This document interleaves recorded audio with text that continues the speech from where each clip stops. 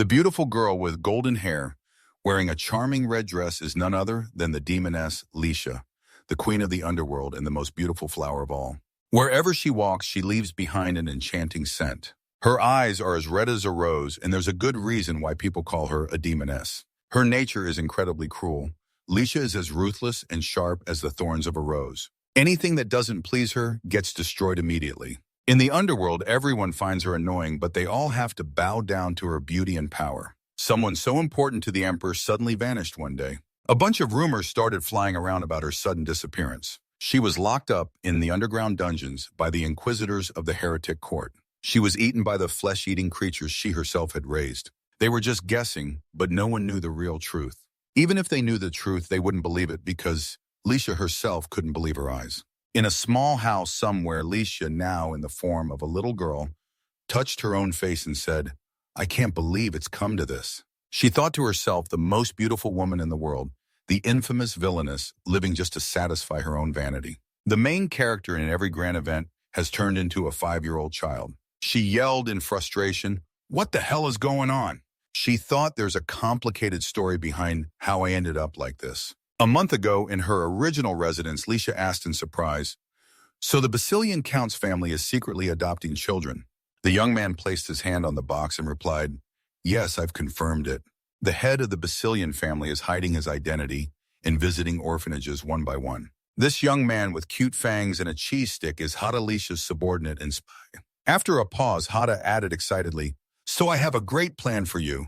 Even though she wasn't expecting much, Lisha still asked, "What is it?" He immediately said, "Disguise yourself as the orphanage director and approach the count." As soon as she heard that, Lisha rejected it. "No, a temporary approach won't get me the information I want." Hata slumped and asked, "So what should we do? Is there a better way?" Lisha stood up and said, "Yes, I'll turn myself into a child and become the adopted daughter of the count's family."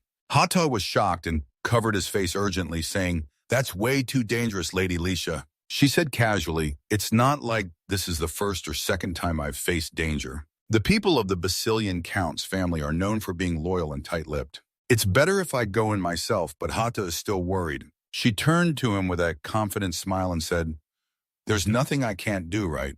Finally, I found trace of those who ruined my life." She thought the only reason I'm taking such risks is to get revenge on those who destroyed my happiness. My mother was a fairy-driven mad. She left this world after giving birth to me. I inherited power from a mother like that and was abandoned in the fairy world right after birth. The secret of my birth, I knew nothing about it. 5 years ago on my 15th birthday, Lisha, after the cake was brought out, everyone shouted happy birthday.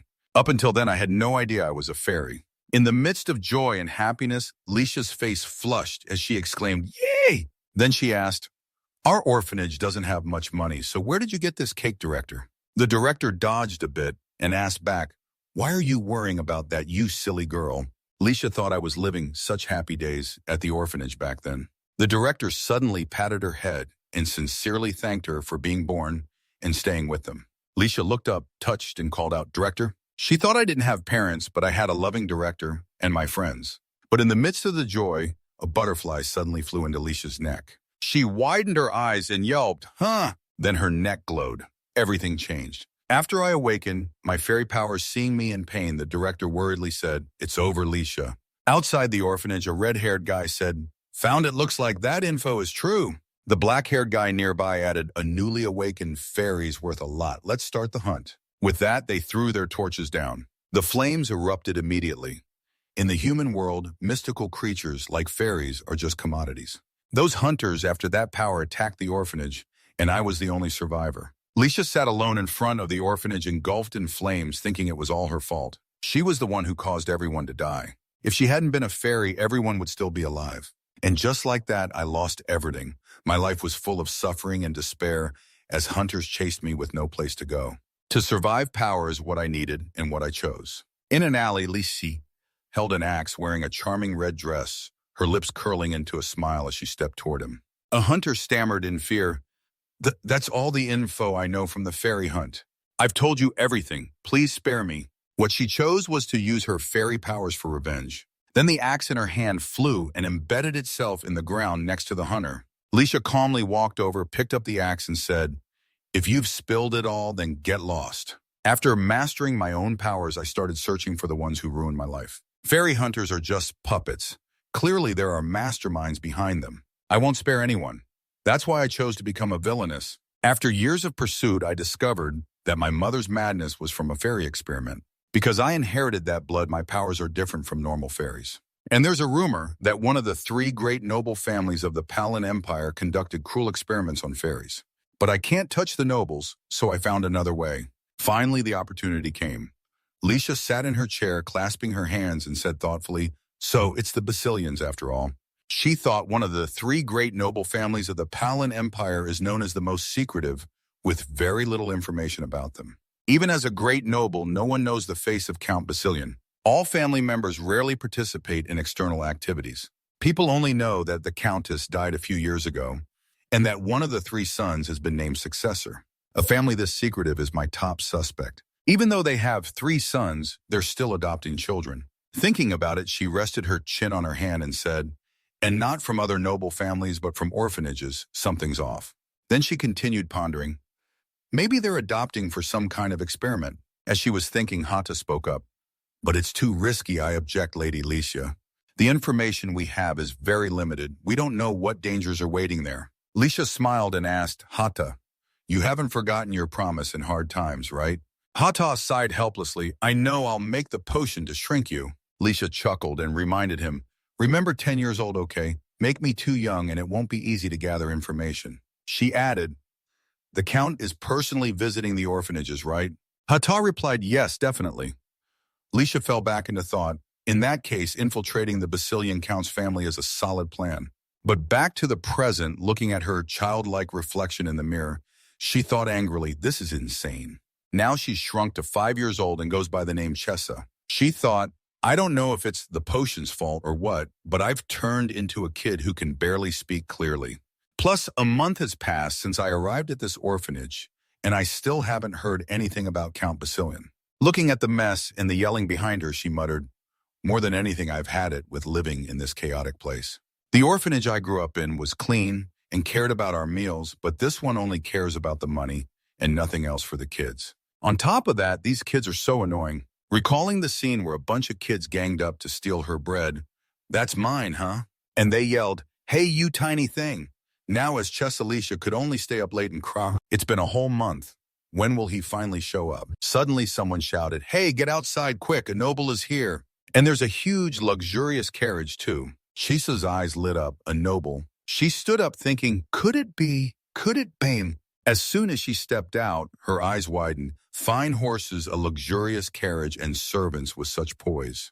That man is the head of the Basilian family, Count Kian Basilian. Then a well-dressed man stepped inside. Seeing him, Chisa confirmed, "No doubt about it, that's definitely Count Kian Basilian." Count Kian Basilian spoke coldly, "I'm here to adopt a child." Hearing that, her face lit up with anticipation. She thought, one of the three great nobles of the empire, this is perfect. Meanwhile, the orphanage director smiled and said, "Of course, please come in and have some tea." Chessa was still thinking, all that waiting paid off. He seems pretty stern. On his side, Kian's expression showed no emotion as he replied coldly, "No, that's a waste of time." He glanced with his blood-red eyes over the children and continued, "I'll look right here." Chessa hid behind the scared kids thinking, finally I have to get the Count's attention no matter what.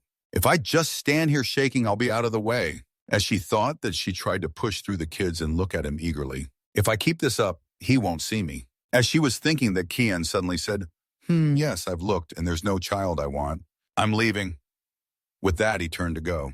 The director quickly said, yes, you can wait a moment." As Kian was about to exit, Chase's voice rang out, "Wait." She held up the black bread and shouted, "Me!" She thought, I can't let you leave like this. I've been waiting for you all month. She waved the bread to catch his attention and said, "I'm here, take me with you." Waiting for her to take those tiny steps, Kian asked, "Why do I have to bring you along?" Chessa patted the loaf of bread she had brought for this moment, then threw it away and asked, "Seriously, don't you see it?"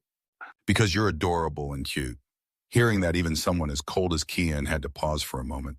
Meanwhile, Chessa thought to herself that this was the only way to get chosen. The Count is intentionally giving off a murderous aura, probably looking for a child who can handle it. That means he needs a kid who's not afraid. She put her hands on her hips. She put her hands on her hips, staring straight at Kian and asking, "Well, is this enough to take me?" After a few seconds, he suddenly laughed and asked, "What's your name?" She tried to control her shrunken tongue and said, "Chessa, my name is Chessa." Suddenly, Kian exuded a strong murderous aura and asked, "Is that so?" Chessa froze, thinking, "What do you mean?" After a few seconds, Kian suddenly picked her up and said, "All right, I'll take this child." Yes, for the first time he smiled and said, "From now on, I'm your father, Chessa." Seeing that she frowned, wondering what the heck his attitude changed so suddenly. But outwardly she replied, "Yes, father, I guess that's fine." After she and Kian got into the carriage and left, the kids were still trembling in fear. The director bowed at a 90-degree angle and said, "Have a safe trip back." The carriage wheels rolled away. In Chessa's thoughts, "Ugh, this is so uncomfortable sitting on someone's lap like this." Seeing her squirming, Ken asked, "You're fidgeting a lot, aren't you? Used to your father yet?" Chessa shook her head and replied, "No."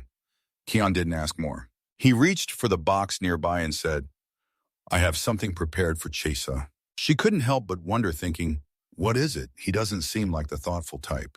Then suddenly, Kian pulled out 2 bracelets that looked just like handcuffs and put them on her. "Here, a gift for you." Chessa froze, thinking, "Is this part 2? In her mind, she screamed, "Aren't these magic control bracelets? Of course, right? How could he just accept me? He wants to check if I've really turned into a child, doesn't he?" But once you take the potion made by Beastman Hata, it's not easy to detect. The powers of a mystical creature like a Beastman are different from magic. So Chessa flashed a big smile and said, "Thank you, it's beautiful. But it feels a bit heavy." As she spoke, she thought, "I'll turn this around on him. How does it feel to be a jerk putting magic control bracelets on an innocent kid?" Maybe she was right. Kian's face froze for a few seconds. Maybe she was right. Then he put the bracelets away and said, "Not this one, I must have mixed it up. I'll get you a better one later." The 2 bracelets were removed. Chessa secretly sighed in relief. "For now, I've passed this hurdle." Kian suddenly said, "Chess, if you want anything, just tell your father anytime." She asked suspiciously, "Anything I want?" He tilted his head with a sly smile. "Your father will give you everything. In return, your father has something to ask of Chessa." He lifted her chin and said, "Just one thing, as long as you do as I say, that's enough." "Well, easy, right?" Chessa broke into a sweat, thinking, what kind of bad feeling is this? His adoption must have some ulterior motive. Sure enough, the one behind the fairy experiments is Count Basilian. The carriage went on for a while longer before it suddenly stopped. Someone said, "I apologize for the inconvenience. We'll check for a moment." Chessa looked out the window. When she saw the 2 paladins outside, she frowned, thinking, "Paladins? Why the sudden check?" Kian asked, "Is something wrong?" The female paladin hesitated. "Well, we're tracking the wicked woman Licia."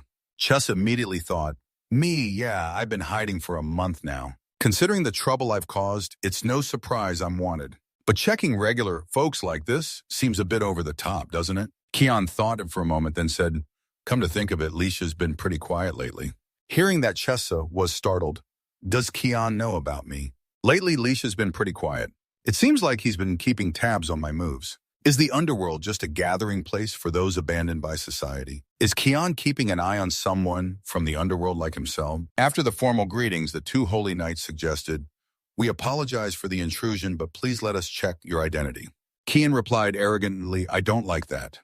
The female holy knight added, "We can't let you pass until we confirm your identity. Please step down from the carriage."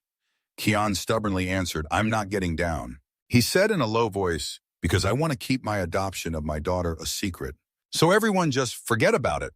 As he spoke, he released a surge of dark magic to activate the spell. Feeling that dark magic, Chessa was surprised, thinking this dark magic. In front of her, the 2 paladins' faces suddenly turned dark and vacant. With blank, soulless eyes, they said, "Yes, I understand."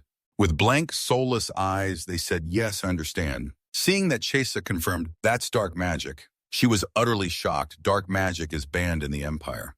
But Basilian, one of the great nobles, is a dark sorcerer. What the heck is this crazy situation? After dealing with the 2 of them, Kian turned back, his demeanor shifting, and said, "I'm sorry you had to see that, Chessa.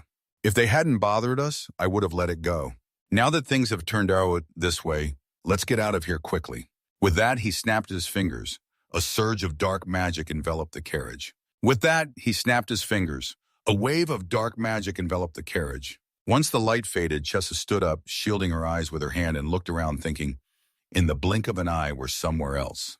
This is dark magic too. Now that he's been exposed as a dark sorcerer, he doesn't even bother hiding it anymore. So this must be Earl Basilion's estate. In the dim atmosphere of the eerie mansion, Keon smiled and said, "Welcome to the Serpent's Castle, my daughter." In the dead of night, a mysterious man was running desperately as if fleeing from some danger. Chasing him was a chain filled with magic. In an instant, the chain bound him. Amid his groans, a young man in white robes surrounded by chains emerged from the shadows. Unable to move, the man looked up, his face turning pale. He stammered, "It's you, the Inquisitor from the Holy Nation." Indeed, the one pursuing him today was Hyland, the Inquisitor of the Holy Nation of Hindon. He said coldly, "Once you've messed with forbidden power, you must have been ready for this rite." As soon as he spoke, a scream echoed through the night forest. Hyland had swiftly sent the man to his doom. The paladins suddenly rushed over. They called out, "Lord Hyland." He asked, "What about the witch?" The brown-haired paladin answered tensely, "Still nothing.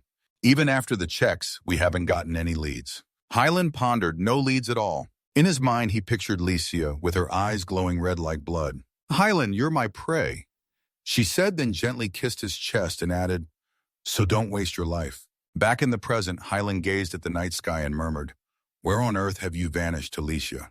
At the same time, Licia was still disguised as Chesa. She was tucked in bed, feeling extremely annoyed. He lay turned toward her. He said sweetly, "Let me sing you to sleep today, too." Though annoyed, Chesa obediently replied, "Okay." In her mind, she thought, "Am I going crazy? Has it really been a week at the Earl's estate? Why is Keon always sticking to me in those moments when Keon happily followed her around? Even when he picked her up while she was playing with toys. Come on, Chesa, let's go to my office." She wondered, why does he keep bringing me along? Being around Keon all this time was frustrating for Chesa, as she thought, "I want to get out of this body as soon as possible. Because of him, I can't do anything. Forget about investigating. Maybe he's figured out who I am and is messing with me." The wolf sees Little Red Riding Hood as a tasty treat. While reading the book, the wolf sees Little Red Riding Hood as a tasty treat. Little Red Riding Hood cried out, "Hey, stop!" Keon asked, "Isn't she interesting? Thinking about that?" Chisa glanced at Keon's happy face as he held her to sleep and whispered, "Even so, he's definitely hiding something." Because Keon is a dark sorcerer. In this continent where religion holds great power, dark magic is strictly controlled. Especially in the Holy Nation of Hindon, the great empire is under its strong influence. Any dark sorcerer who uses power against the Lord's will faces the death penalty if discovered. Even someone like Keon, a master of mind control. When life is at stake, there's no reason for an ordinary person to use dark magic. "I need to find out what he's planning." Looking at her with affection, he said, still not asleep, "How about I sing you a lullaby?" Chisa quickly turned away. She thought, "Come on, show your true colors already. Why act like a dad?" Suddenly, he started singing with a terribly off-key tune. It was torture to her ears. She screamed in her head, "Seriously, that's awful. If you're gonna sing, at least make it good, you tone-deaf guy." At that point, Chessa started feeling drowsy. Deep down, she wished, "Oh, if this were Mom's lullaby, that'd be perfect. I have no memories from before I was taken to the orphanage. This messy rhythm can't be a real lullaby." But for some reason, my eyes slowly closed. The next morning, Keon asked, "Did you sleep well?" Chessa snapped awake from her dream. She wondered, when did I fall asleep? Darn it, in this tiny body, my energy is just as weak. Keon was standing on the balcony. He said excitedly, "Just in time, there's something interesting outside." Then he picked her up and said, "Look, your brothers are back." Looking down, Chessa saw 3 people entering the castle. They gave off a very distinct aura. She thought, those are the 3 Basilian brothers. I don't know much about these 3 brothers. The oldest is 13, that's all I just found out. The twins below him are 11. Keon said enthusiastically, "All right, let's get to work." Chessa replied reluctantly, "Okay." In her mind, she asked, Why does he keep taking me to work? I need some alone time."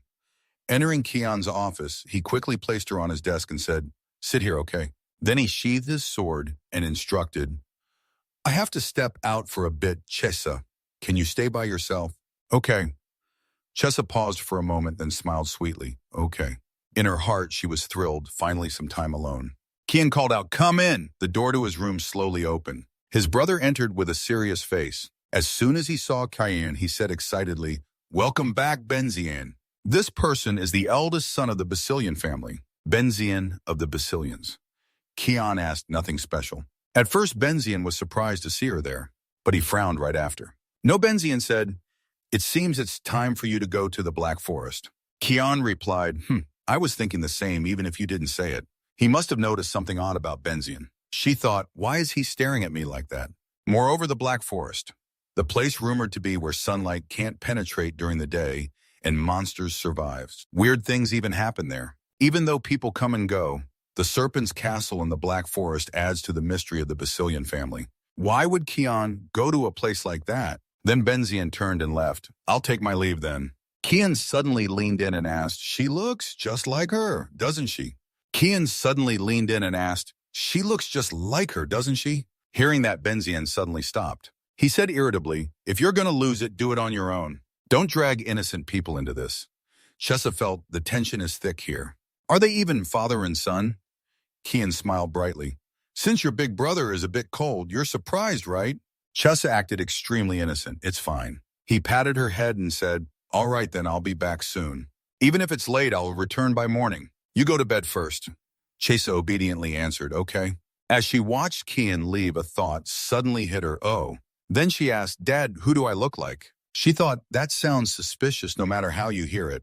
Kian stared at her for a long time without saying a word. This made Chessa recall, this is the second time he said I look like someone. He said it once at the orphanage, and the second time was, she looks just like her. Right in front of Benzian, and earlier when Kian mentioned that Leisha's been quiet lately, he even directly said my name. Maybe adopting me wasn't random. What's his goal? Kian cheerfully asked, who do you look like? Kian fell silent for a while, then he finally said, I'll tell you when I get back. In return, you have to wait obediently for me. Okay. And with that, he quickly left. Before leaving the room, he said cheerfully, see you soon. Chessa waved and said, okay. As soon as Kian left, Chessa changed her expression. She thought, something's definitely up. Think I don't know. No way, I'm waiting nicely. She extended her small hand and began casting a spell. In her heart, she was excited. Today's the day I turn the Earl's estate upside down. Thinking that her mood got even better. She chuckled. Once I gather all the info, I'll say goodbye to this place. Suddenly, Chessa stopped. She thought, someone's here. Out of nowhere, a masked man appeared and covered her mouth. He threatened, you'd better come quietly. If you make a sound, you're dead. Chessa was furious. She yelled in her head, why now of all times? He took her down to the bottom of the castle. His gang was already waiting there. As soon as they saw him, his accomplice said, faster than I thought. The kidnapper said, damn it, let's get out of this hellhole. His accomplice asked, is the target still in one piece? The kidnapper replied, of course. Why would the Basilians want us to kidnap this kid? His accomplice quickly questioned, I heard they've been searching everywhere for her. I figured she must be special, but she looks totally ordinary. Chessa was placed in a cart full of flowers. She thought boredly, these guys aren't anything special. Might as well kill them. The kidnapper's accomplice suddenly asked, but doesn't she look like someone? The kidnapper agreed, yeah, I feel like I've seen her before.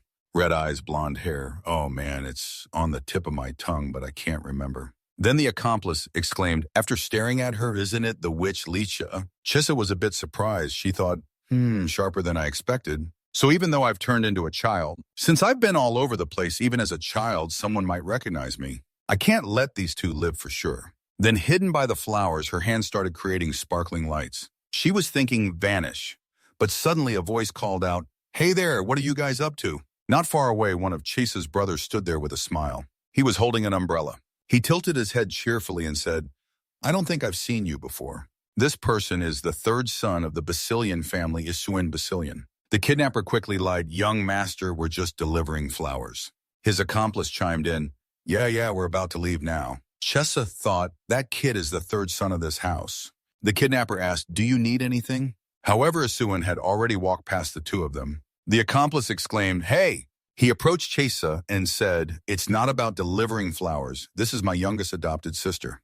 Besides, he leaned his face a bit closer to her and acted surprised. You're pretty, huh? First time I've seen someone as beautiful as me. Chessa gave him a side eye and thought to herself, is he that full of himself? Isuin pinched her cheek hard. Wow, getting kidnapped and not even crying. Is she clueless? Chessa silently cursed, what a jerk. Seeing that Isuin didn't care at all about the two kidnappers behind them, one of the kidnappers suddenly said, hey, As if in silent agreement, the two of them pulled out their weapons and charged. Both of you are done for. Then the flower crates suddenly flew into the air, accompanied by screams. Oh, the kidnapper was now on the defensive, sweating buckets. Ishuin calmly said, I was planning to wait for this kid to cry for help. But if you guys are in such a hurry to die, I can't stop you. Farewell. As he said that, a magic rope appeared in his hand. The other end of the rope tightly bound the necks of the two kidnappers, and then their screams vanished. Instead, a rain of blood poured down non-stop. Isuin politely held an umbrella over Chisa. He asked curiously, Still not crying, huh? When will you cry, little sister? His hand gently touched her cheek. She thought to herself, this family is full of crazies. The chandelier lights were on and Benzian was busy writing on a piece of paper. There was a knock at the door. He said, Come in. Isuin walked in with Chessa. He cheerfully called brother. Isuin quickly picked her up like a doll. He showed her off. Have you ever seen something this adorable? Benzin asked, What do you mean? Isuin pointed at Chisa's face and said excitedly, I want one of these. Benzian didn't seem too interested. He replied indifferently, Did you go find one and bring her back? Why get into nonsense like that? Chessa wondered. What this kid knows I was kidnapped. I didn't expect much from this family, but this is heartless. At that moment, Isuin poked her cheek. Isn't it better to have something cute and beautiful like this in our house? The kid doesn't even know fear. She fits right in with the Basilian family, right? Chessa was furious and mumbled, But she held back and silently asked herself, Do you want to die? Benzian calmly responded, The issue isn't about adopting a daughter. Ishuan added, I know, but it's fun, though. Benzian glared at him, his tone serious. Are you joining in on the Count's eccentricities? Isuan replied enthusiastically, I didn't think that far. Suddenly, he placed his hand on Chessa's head. But having a little sister like this isn't bad. Chessa grumbled silently. Who? Benzian looked at her with contempt. He said, You're crazy too. That kid will help you get out of this estate. Chessa thought in surprise. Then she shyly said, I like it here. Baby talk translation, I like it here. In her mind, she thought, What am I saying? How can I leave before it even starts? But Benzion was surprised. You like it here, why? Chisa was flustered, her mind in a whirl. She hadn't thought about it, so she used all her cuteness to say, I like Dad. But in her heart, she thought, just making up a reason. Benzion asked suspiciously, What's this now? Is this kid crazy too? Isuan quickly agreed, Yeah, she likes Dad of all people. She looks pretty, but something's wrong upstairs. Chessa thought irritably, Leave me alone. He's your dad. Benzion clasped his hands together. He said, Don't you know what'll happen to you here, kid? Is that what you mean? Isuan knows about the Count's plan. Ishwan replied, Yes, resurrecting the dead. That disgusting act. Hearing that, Chisa's face showed confusion. She thought, what resurrecting the dead? Life and death are under God's power. In other words, defying death is rebelling against God. Since it requires a heavy price, resurrection magic is forbidden in the world of dark sorcerers. A high-level dark sorcerer like the Count can't possibly not know this. What's he really thinking? But Isuan said with regret, But we're not planning to offer this kid as a sacrifice. Chessa was baffled and wondered, Was I originally meant to be the sacrifice? I'm speechless. Yes, Benjamin replied gravely. That's right. I don't agree with that disgusting act either. Surprisingly, Kian's voice rang out just then. How disappointing, my dear children. What were you kids talking about when I wasn't here? Wish you'd share with your dad, too. Chessa narrowed her eyes and thought, Kian is planning to use resurrection magic. Is it for that? About 15 years ago, they say Count Basilian accidentally met a woman in the Black Forest and fell in love with her. He loved her deeply, even though he didn't know why she was in the Black Forest or her background. He must have loved her so much that he went to the emperor himself and made her a noble so he could marry her. They lived happily and had 3 sons together. They thought that happy life would last forever, but one day the countess suddenly passed away. The cause of death wasn't disclosed. However, after his wife's death, the count, who already rarely interacted with the outside world, withdrew even more into the castle. That was before adopting a child. After piecing together the story, she thought, to resurrect the countess, he needs me as the sacrifice. The count is known for loving his wife deeply. Since I knew he was a dark sorcerer, I should have guessed right away. But if it's just for a sacrifice, why is he being so picky? While she was thinking, Benzion had regained his composure. He pulled out a handkerchief from his pocket and handed it over. Dad's lost his mind because of the Black Forest's dark energy. Come in quickly. Kian took the handkerchief and turned around, wiping the blood from his hands as he said, "My sons are already so close to their little sister. As your dad, I'm overjoyed." Then he bent down to look at Chesa and said, "My condition is a bit odd, isn't it? Surprising I miss Chesa so much that I rushed back from the Black Forest." Although the blood on Kian was wiped clean with her experience, Chesa immediately smelled the familiar scent of blood. Seeming unstable, Kian suddenly picked her up and said affectionately, "Chesa, Chesa, my daughter, how could I ever use you as a sacrifice? That's ridiculous. You don't need to listen to your brother's nonsense. I only want one thing from Chesa." Chesa innocently asked, "What is it?" She felt a bit hopeful, wanting to finally hear the real reason. As he leaned down and whispered in her ear, "Bring me the Fairy Queen's crown. Let's go to the Holy Kingdom together." It's the Fairy Queen's crown, the item the Fairy Queen presented to the Holy King in praise of God. This crown is a holy relic of the Holy Kingdom of Hindon. There's very little information about its uses or powers, only that only pure children under 5, the Holy King of the Empire, and the Fairy Queen can touch it.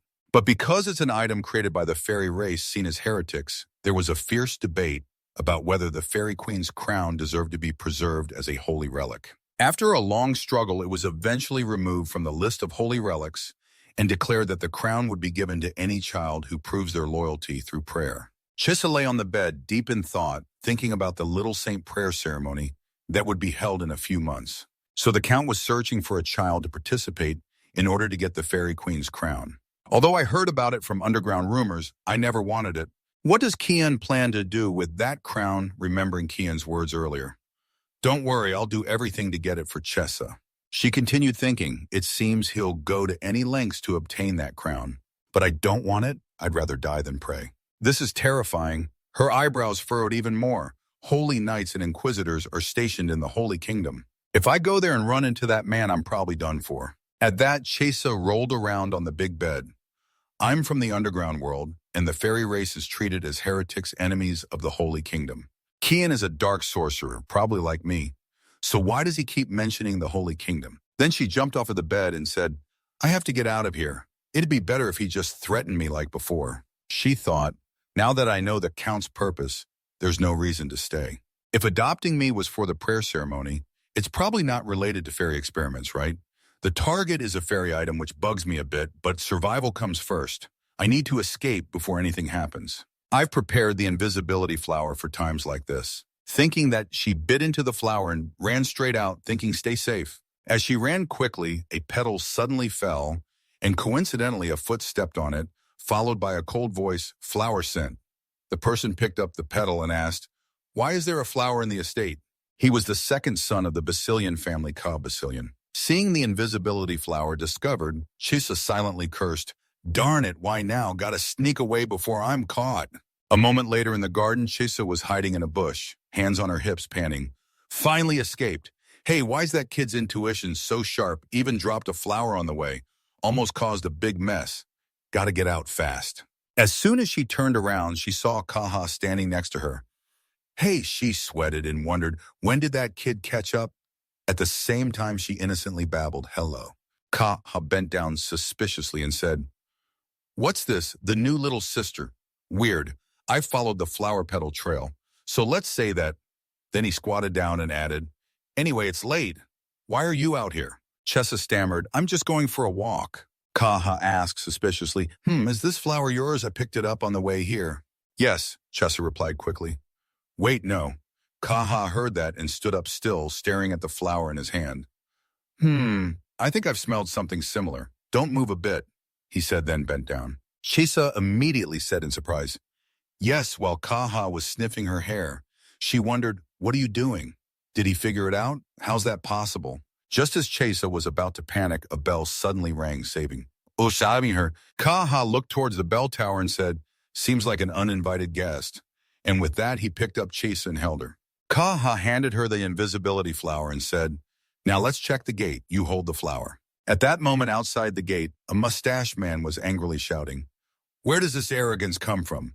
A noble under royal command acting like this?" As he looked tired and asked, "Count Rudin, why didn't you come during the day? Go invite him to read the royal command." Though annoyed by his attitude, he gritted his teeth and read aloud, Count Basilian must immediately proceed to the palace upon receiving this request.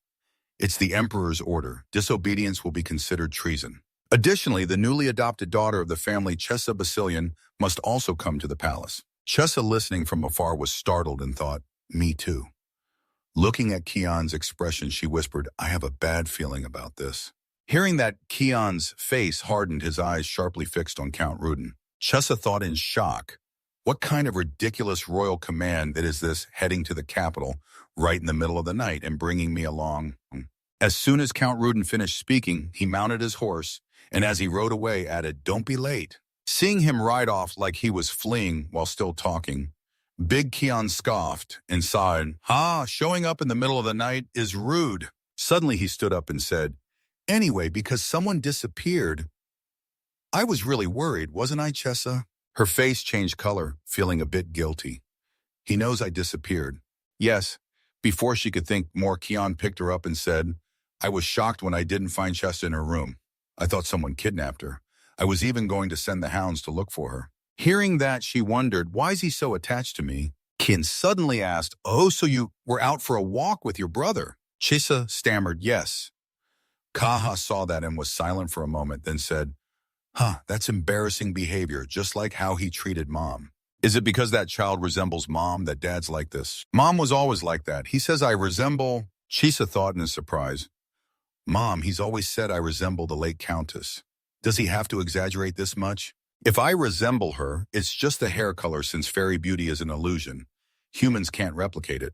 Kian smiled without answering then, as if to dodge the topic, he turned and said, "We found Chessa. Everyone prepare for the palace." The next afternoon at the palace in the guest reception room, Kian sat with his legs crossed and arms folded. The palace is still the same. Chessa sat nearby, radiating a dark aura, wondering, why am I always dragged into weird stuff like this? If this keeps up, escaping the Count's family anytime soon is impossible. Kian had lost his patience and glanced at Count Rudin. While she was thinking, Kian had lost his patience and glanced at Count Rudin, asking, "So when will we see His Majesty?" He calmly replied, "Just wait patiently. Before meeting His Majesty, there's a guest." As he said that, the door opened, and seeing the person entering, Count Rudin said, "You arrived right on time. Allow me to introduce. This is the Knight of the Holy Kingdom of Hindon, Sir Hylan." Chessa immediately widened her eyes and thought, Hylan, why is he here? The leader of the Inquisition. Hylan, part of the Holy Kingdom of Hindon's Inquisition, with only 13 qualified members. They're a powerful group with the authority to judge and pardon on the spot. As the highest clerics, they rank just below the Holy King and Cardinals. They're quietly operating in various places to restore order to the continent, but among them, only Hylan can handle the holy artifact, the Chain of Judgment, at Hindert. He's celebrated as proof of God. Sweat started beading on her face and her eyebrows furrowed tightly. "Before I became a child, I was always being chased by Hylan. As the secret inquisitor, I know he usually disguises himself as a holy knight, but I didn't expect to run into him here. Has he figured out that I've turned into a kid?" As soon as that thought hit her, she saw Hylan turn toward her and quickly looked away, feeling uneasy. Seeing that expression, Hylan narrowed his eyes with suspicion and walked straight toward Chessa. Seeing Hylan's hand reaching out, she couldn't help but panic. "What is it? Why is he suddenly coming toward me? Don't come here, you lunatic." At the moment he saw the hanging object on the feather's thread, Kian suddenly grabbed Hylan's wrist and he asked, "Noble holy knight, what do you want with my daughter?" Hylan pulled his hand back politely and said, "Sorry, this child just looks like someone I know." Kian pressed on, "She looks like a 5-year-old child. How curious, who could that be?" Kian asked back, similar to a child who's only 5 years old, "How curious, I wonder who that person is." Kian brushed it off. "Oh yeah, why don't you introduce yourself then? I'm Kian Basilian." Hylan calmly answered, "I'm Hylan." After the introductions, Kian continued, "So what brings the Holy Knight to the royal palace?" "I thought I'd have some time to get close to His Majesty." Hylan replied, "I requested His Majesty to summon you here, Count, to verify the identity of the child participating in the young saint's prayer ceremony. So I'd appreciate it if you'd step aside for a moment." Kian narrowed his eyes, a dark aura emanating from him. Verifying identity in the holy nation. Is this how they suddenly check identities? Hylan shot back without backing down. To ensure no external interference, it's unavoidable, especially since the item for this prayer ceremony is a holy artifact. You know as a count that we have to be cautious. Please cooperate. Kian sighed and said more seriously, well, if that's how it is, I guess I have no choice. But nothing like what happened earlier should occur. Yes, sir. After warning Highland, Kian bent down and gently stroked Chessa's head. If anything happens, call for Dad right away. If you miss me, you can call me too. She smiled brightly on the outside and said, yes, but inside she thought, no, don't go. I don't want to be alone with Highland. As he leaned close to her ear, Kian whispered coldly, and remember what I told you. You just need to do one thing today. Don't mess up Chessa. Then he switched back to a normal tone. All right, Dad's heading out. Now in the room, only Chisa and Highland remained. She thought to herself, now it's just the two of us. What does he want to verify? If he recognizes me, how should I respond? Here he comes. As Highland stepped closer, Chisa quickly turned away, acting like nothing was wrong. Suddenly he spoke, no matter how I look at it, you seem so similar. Maybe a man showed up in her life when I wasn't aware. Chisa was confused and wondered, what does that mean? Her doubts were quickly cleared when Highland asked, you're Leisha's daughter, aren't you? She stared in disbelief, thinking, what the heck? The harsh connection between me and Highland has stretched back a long time to a deserted forest. Our first meeting was when our fates were dramatically changing. I was exhausted from a life on the run. Highland was expected to become an Imperial Knight trainee. I asked him for something back then. She was so desperate that she made an unthinkable request, please kill me. Of course he didn't go through with my plea. After that brief encounter, time passed and we went our separate ways. Pursuer and pursued. Before that, she had said, don't die pointlessly. Now we're in this awkward chase pursuer and pursued. But if death comes, both think it should be at each other's hands. There's still this undefined bond between us. Back to reality, Chase's face was still frozen in shock from this mental blow. But what man, the one who knows my situation better than anyone, thinks I've been in a relationship? Highland stood up and sat in the chair next to Chessa.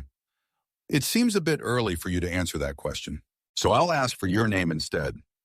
Chessa grumbled. Chessa. He continued, Chessa, have you been forced to participate in the prayer ceremony? Chessa stammered, no, I haven't. Highland repeated, I'm asking if you were coerced into the prayer ceremony. If so, I can help you. Chessa snapped back curtly, no need. Highland said, all right then. I'll ask again. Does your biological mother have bright golden hair and red eyes? Or have you ever seen butterflies or flowers? Anything will do. Tell me what you remember about your biological mother. Chessa frowned and grumbled, I don't know. She thought to herself, what's this? It's all about me again. Hurry up and finish with the prayer ceremony questions. Chessa jumped in alarm. What's wrong with him? Is he out of his mind? Why is he suddenly taking off his shirt? Helen quickly pulled his shirt open, exposing part of his chest. Chessa gaped and hurriedly covered her eyes. This is insane. Highland called out, kid, as he pointed to the pattern on his chest and asked, have you ever seen this marking? Chessa naturally recognized it. She remembered it clearly. Because of that, it's something I carved on him.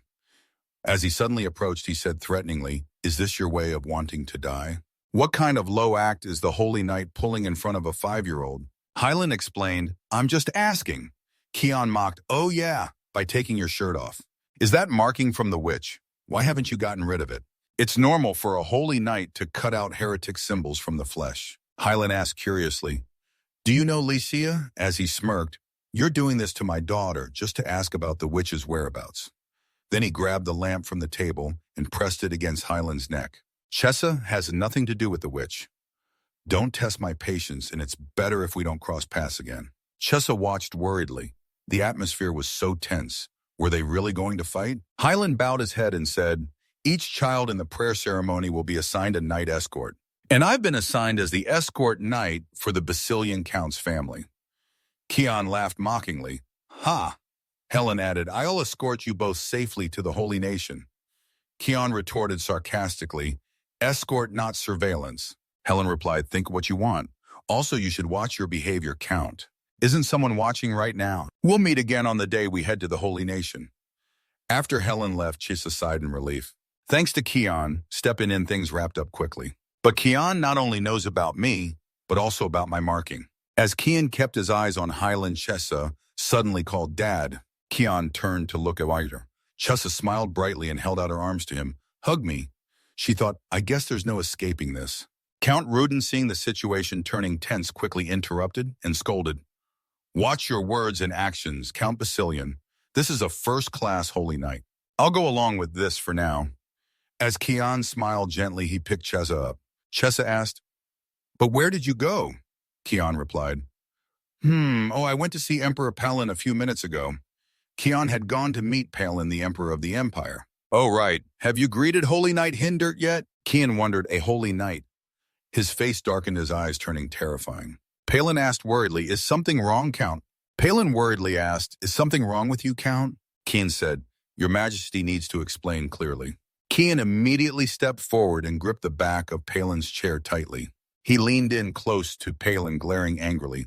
"That guy's the Inquisitor. What are you planning by handing my daughter over to the Inquisitor?" Back in the present, Kian cheerfully told Chesa, "It had been a while, so we had a nice chat. But I didn't want to keep Chesa waiting, so I hurried back to you." Chesa asked, "So do I have to meet His Majesty too?" Kian casually said, "Nah, why would Chesa meet that old pig? Since we're here anyway, let's take a stroll around the palace together." Chesa was still in a daze of confusion. "It feels like I just heard something really shocking." Yes. Kian picked up Chesa and wandered around the palace grounds. He said softly, "If you see anything you like, tell me. I'll make the exact same thing at home for you." Chesa obediently replied, "Yes." Kian then asked, "Hun Chesa, about what happened earlier. Chesa, what did you talk about with the knight, huh?" Chesa smiled cheerfully. "The knight asked if I have a dog, and I said no." "Did I do good, Dad?" She thought being too honest isn't helping. Kian said, "Yeah, you did great." The knight didn't say anything weird, right? Chesa looked at him blankly. He's still hung up on that. Well, no wonder. He's worried that because of Helen, I might not join the prayer, and it's making him uneasy. Will the Basilian family be seen in a negative light? Or maybe I can use this to get closer to him. Dad, I'm on your side, so don't worry, okay? Kian stared at Chesa in surprise. The sky this morning is clear and refreshing. The palace grounds with their green trees are stunning and comfortable. Kian said gently, "You don't even need to copy this." After that day, Chesa and Kian returned to their estate.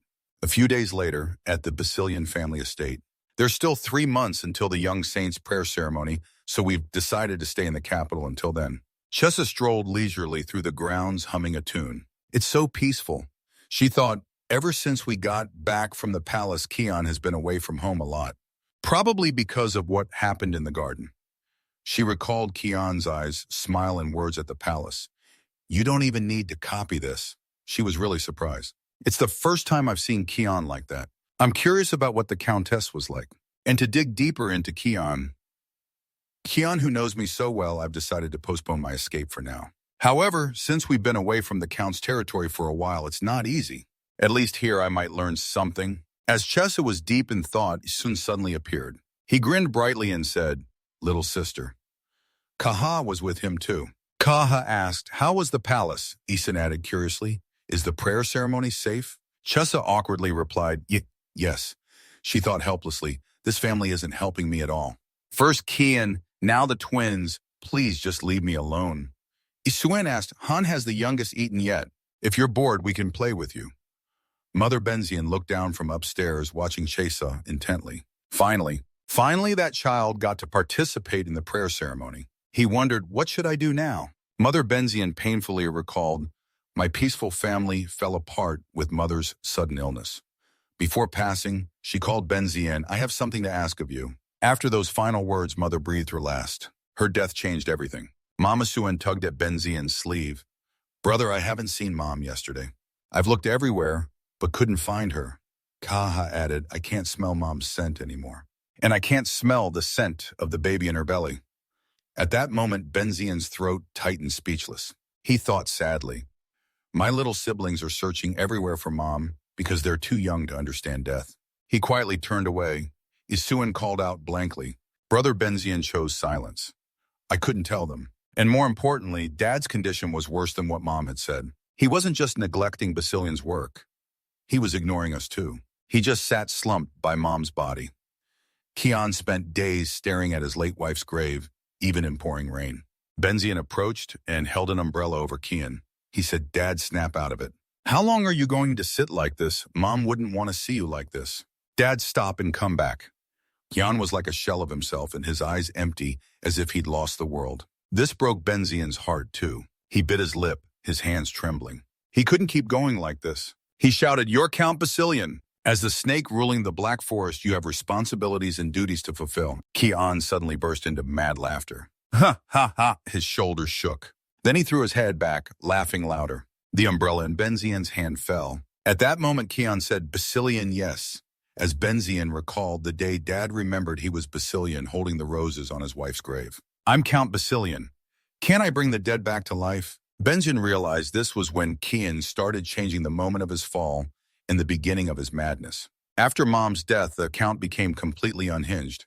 Being around him, I know that even though he seems fine on the outside, his inner self is shattered beyond repair. Why did he have to mess with forbidden things? That day, after going mad from his wife's death, he called Benzian with a blood-streaked face.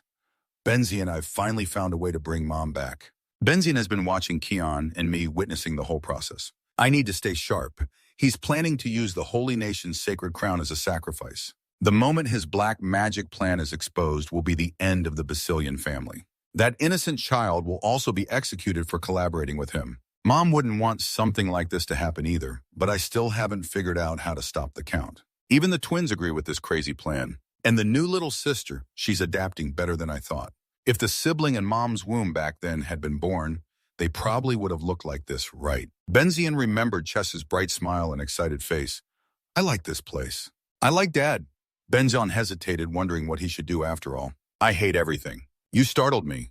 Kian wondered about that intense stare from his son. So Benzian's starting to care about his siblings now. "Benzian!" Benzian glanced at him briefly like a thief and said, "Let's go count Kian." With that look, Benzian finally said, "Because of your despicable greed, you're dragging a child like that into your plans." Kian stepped closer. "Is that so you don't think it's pure love?" Then Benzian asked about Kian's future plans. "What are you going to do?" Kian asked. "Do what?" Benzian replied.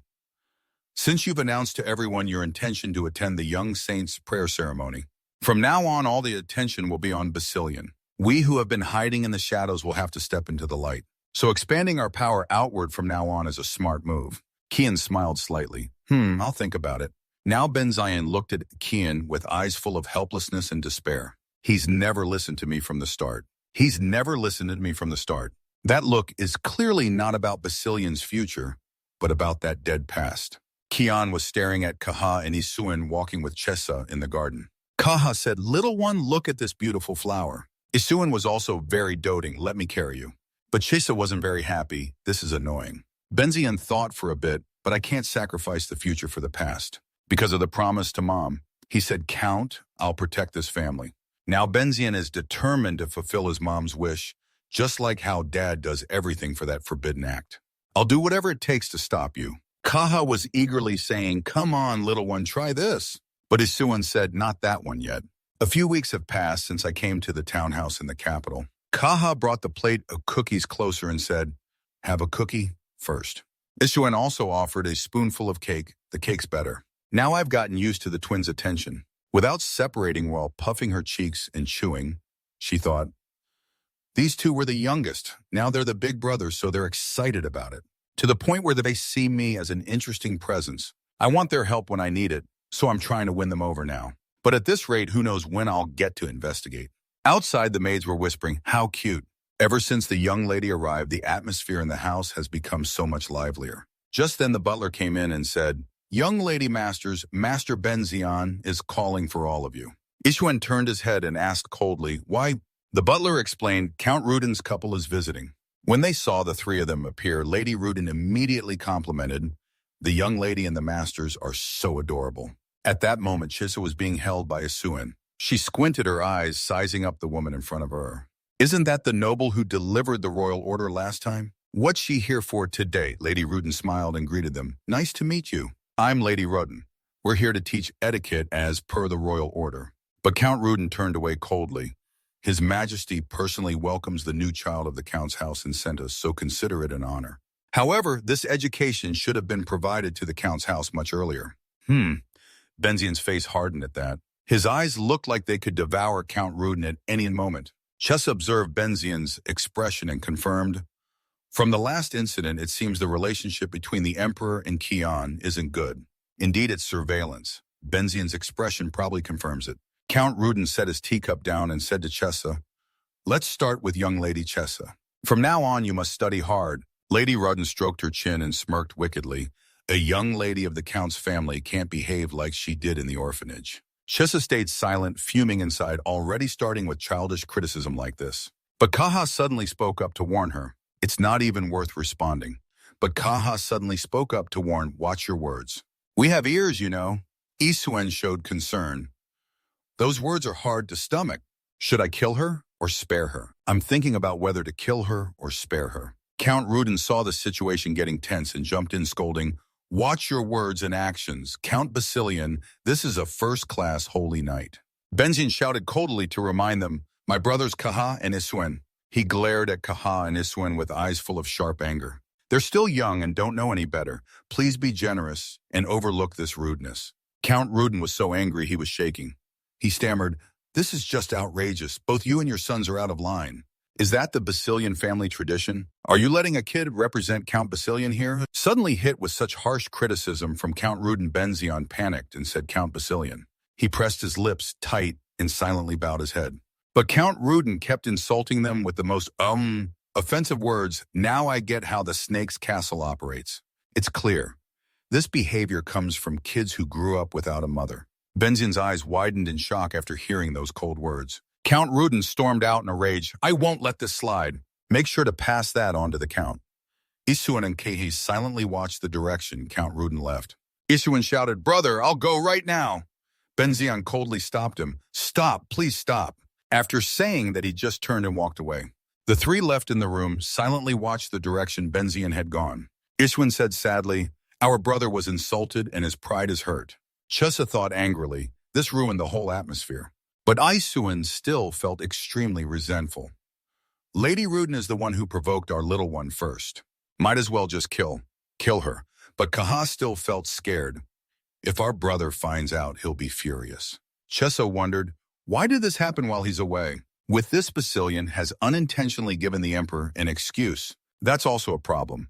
But more importantly, she recalled Count Rudin's insulting words to Benzion, kids who grew up without a mother. Chessa was very worried. He can't stay calm after hearing words like that.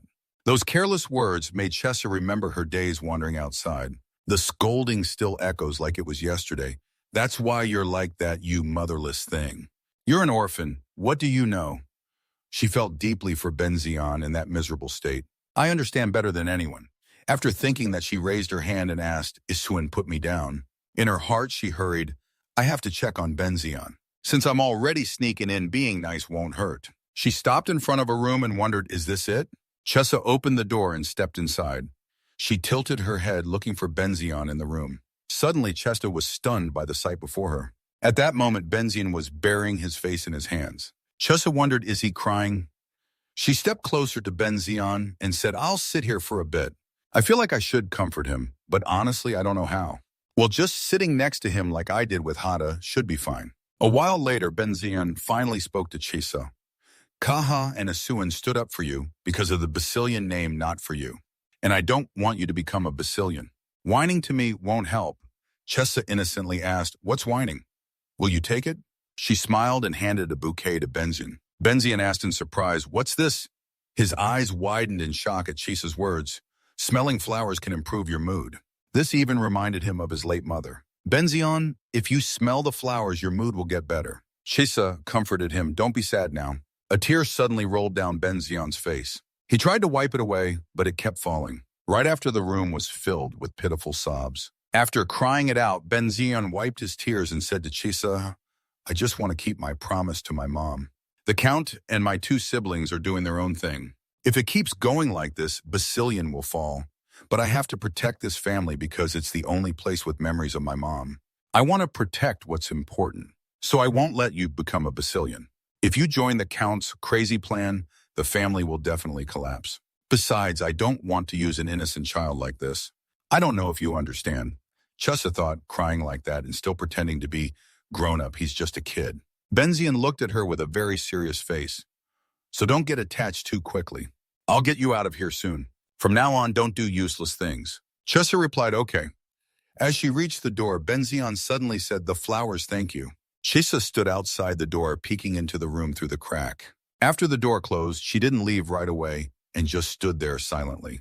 In her heart, she thought, that's not enough to offend me.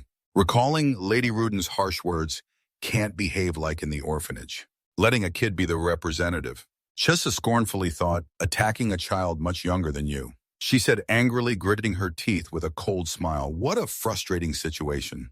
It's been a while since I had to act like a proper witch. That night at Count Ruden's estate, his triumphant laughter echoed through the mansion. It's so satisfying to see Basilian unable to do anything in front of me. Count Ruden was overjoyed thinking about the positions and lands he'd gained from this royal order. I'll get new titles and territories. Thinking about how Count Basilian had to apologize to him, he looked at the wineglass in his hand and said contentedly, that filled me up. A moment later, the room fell completely silent. A bottle of wine was left on the table. Count Ruden had fallen asleep by then. A stranger suddenly appeared in his room. Chessa looked at him and thought, so this is where Count Ruden is. You dared to toy with us. Now it's your turn. Count Ruden, who was sound asleep, suddenly woke up. A massive bear stood towering in front of him. Count Ruden screamed in fear, who's there? He stared with wide eyes and an open mouth, his face full of terror. Then he shouted, what's going on? Lisha smiled and said, hello, welcome to my illusion realm. The illusion realm, a special fairy territory that only the fairy folk can create. Count Ruden turned pale with fear, stammering, you. The witch Lisha. A giant chess piece suddenly fell. Count Ruden ran away screaming, help! Count Ruden ran away screaming, help! Help! He thought in terror, what's really happening? Why did the witch appear here? More importantly, why me? Seeing him running for his life, Lisha thought amusingly, what a pathetic sight, Count. Lisha thought amusingly, what a pathetic sight, Count. It's the most fun playing with people in the illusion realm. Plus, at least I can return to my true form in the illusion realm. But I can't maintain it for long, what a shame. But I have to end it. She raised a finger.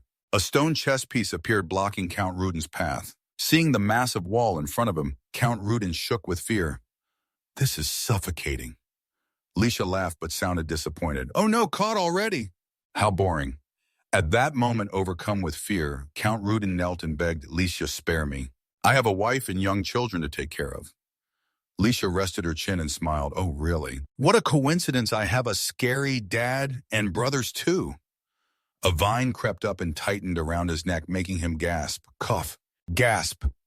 In desperation, Count Ruden kept shouting, please spare me. Why are you doing this to me?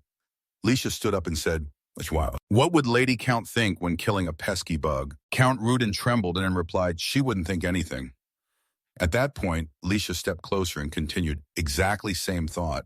Do I need a reason to kill a count? Hearing that he was too scared to speak, she continued asking, where should I start? Before his contemptuous words echoed in her mind, only someone raised without a mother would act like that. At that moment, Lisha let out a wild laugh. She swung her hand. Sure enough, it was from the tongue. Suddenly, her action froze. At that moment, Lisha thought to herself, I sense an external power source outside the illusion. Damn it, still haven't killed it. Right after the entire illusion began to shatter, Lisha reverted back to her childlike form. She gritted her teeth in anger, thinking, time to hide quick. Split up and hide behind that bookshelf. She peeked out to check the situation outside. Outside, there were noises coming from the door. Then a beam of light appeared. Seeing the man who had just shown up, Chesa, was utterly shocked. Kian. Does that mean he heard about what happened this morning? Even so as her father, that's why he came rushing over, right? At that moment, Count Ruden was still trembling in fear. He kept mumbling, spare me. Kian snapped his fingers. Count Ruden immediately snapped out of it. He was still gasping for breath. When he saw the man standing in front of him, Count Ruden's eyes widened in sheer terror. He shouted, Count Basilian, was it you playing tricks on me in that illusion in the middle of the night? How arrogant. Kian smiled and sighed. What are you talking about? Having a nightmare as you wish. I'm here to apologize to you. Count Ruden's hands were bound by a force. Count Ruden said in fear, this black magic. How can there be such an evil power? The Lord will punish it. Right after screams full of terror echoed through the space. Kian pressed his foot down on Count Ruden's head. He coldly said, your tongue never stops wagging. Terrified, Count Ruden quickly explained, you must have misunderstood something. Kian asked him, misunderstood what? Abusing the royal order to come to my house while I was away. Count Ruden stammered, that... Kian began listing all his crimes. criticizing my child for coming from an orphanage and mocking my kids for not having a mother. Or wanting Count Basilian to come here and apologize to you. Count Rudin desperately begged, please spare me. If you spare me, I won't tell anyone about this. Kian ignored him and simply said, we'll see. I don't like letting you live, but in return, I'll make it quick, because my little daughter is waiting for me at home. Then the chair on the floor suddenly sank under a heavy weight. Count Rudin trembled as he grabbed the rope. Kian still spoke in a mesmerizing tone. Don't get too tense. He put his neck into it. Amid Kian's words, full of killing intent, Count Rudin gave a desperate smile. Go ahead and laugh, Count. Then the chair was kicked out. He was like being strangled by the rope. Chessa, hiding in a corner and watching from the start, was startled, thinking, Kian is even crazier than I thought. She put her hand over her mouth, pondering. I thought he was just warning him. I didn't expect him to actually kill. If there's any issue, Count Rudin must have reported what happened today at the Basilian estate to the Emperor. If they discover Count Basilian's death tomorrow, we'll be the first suspects. I planned to end it with him getting caught up in the succubus's temper. But he suddenly intervened and complicated everything. What should I do? At that moment, Kian closed his watch and sighed. Time flies. It made her in the corner cover her mouth. Chessa, you should run quickly, right? This isn't the time for this. I need to head back too. A while later, at the Basilian family estate, Chessa stopped as she stepped inside. She transformed back into her nightgown, thinking, whew, just in time. I didn't get back late. I need to hurry to my room. As she was thinking, Kian's voice rang out. Chessa. She froze and watched him step closer.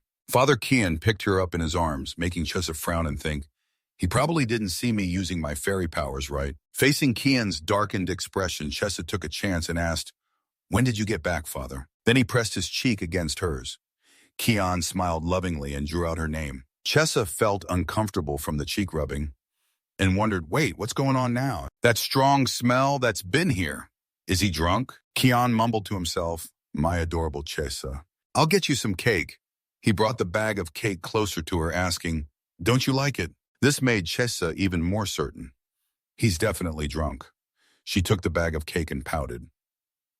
Yeah, since Count Rudin also smelled of alcohol, I didn't realize Kian was drunk too. His actions are so obvious that I didn't notice. Looking at how he didn't kill Count Rudin right away to make it look like a suicide, it seems he has his own judgment skills. Is it because he's always on guard, but when he gets home, he lets his guard down and ends up like this? Thinking that, Chessa smiled brightly and replied, I love cookies.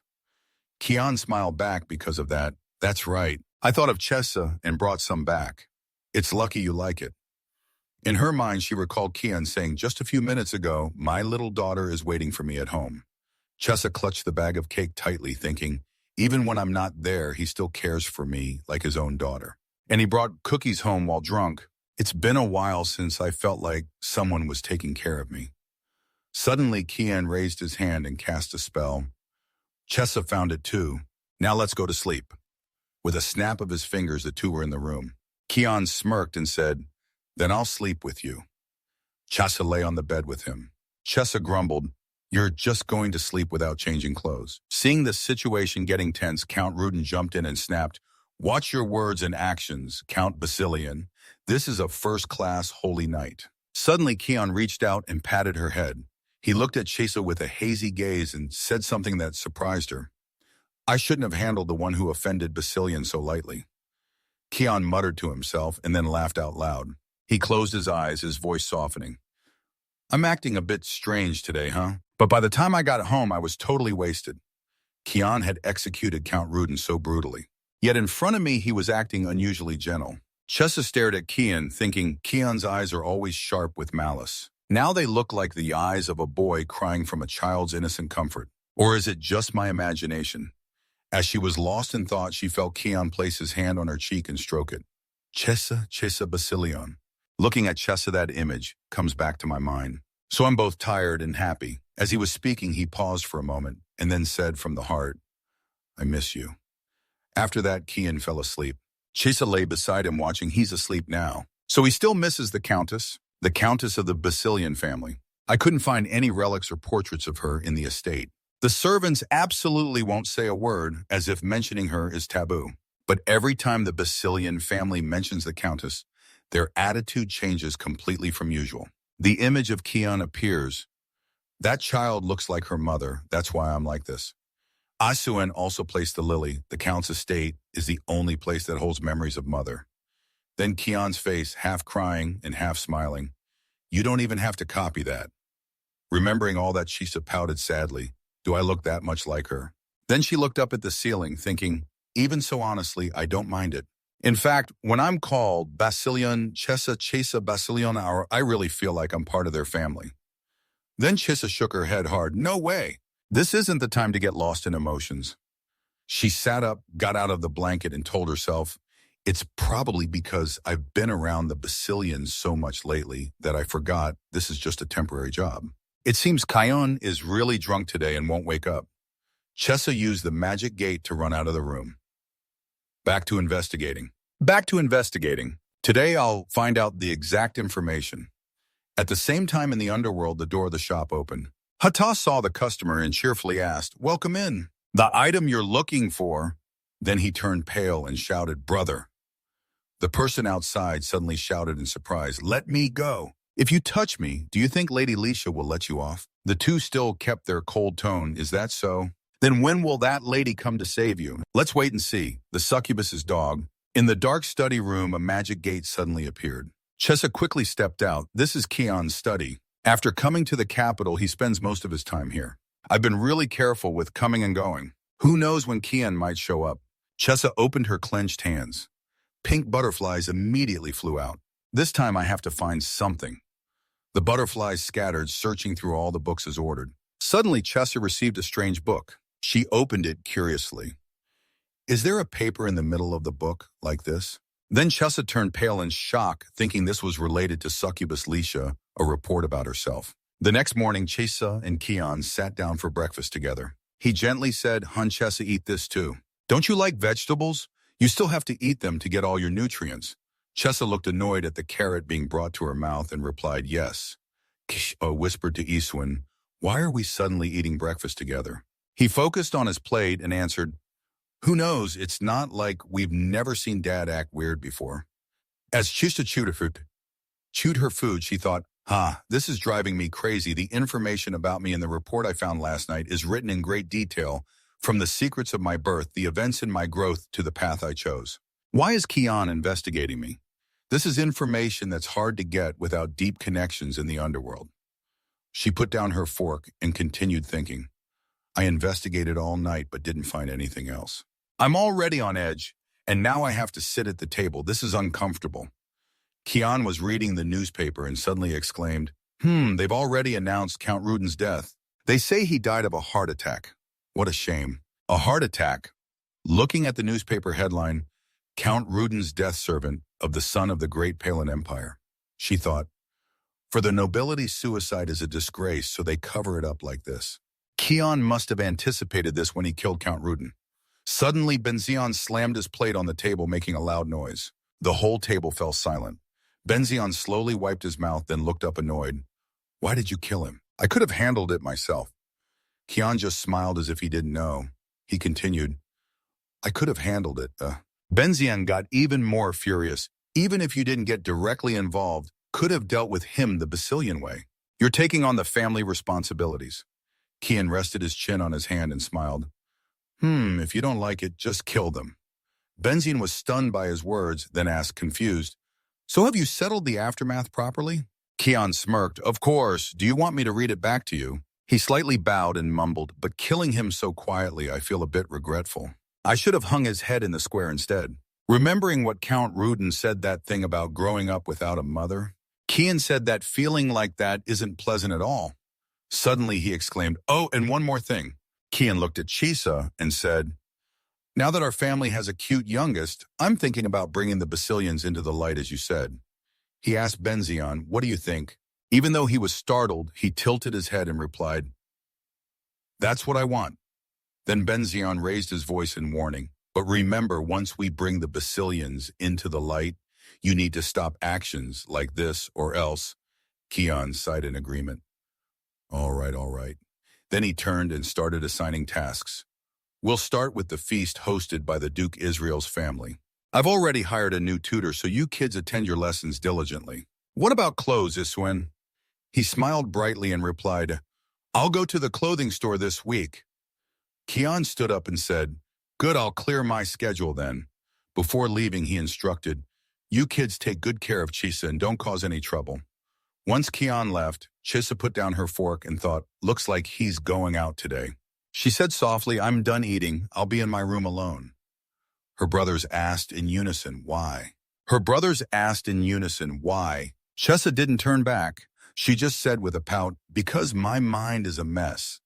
Kaha and Esuan both frowned. After getting to her own room, Chesa sighed. She frowned and started calculating. Sometimes the nobility wants to show off by deliberately getting involved in the underworld, but I don't think Kian's connections to the underworld are that simple. In Chesa's memories, Kian once said, "A succubus, huh? It's been quiet lately."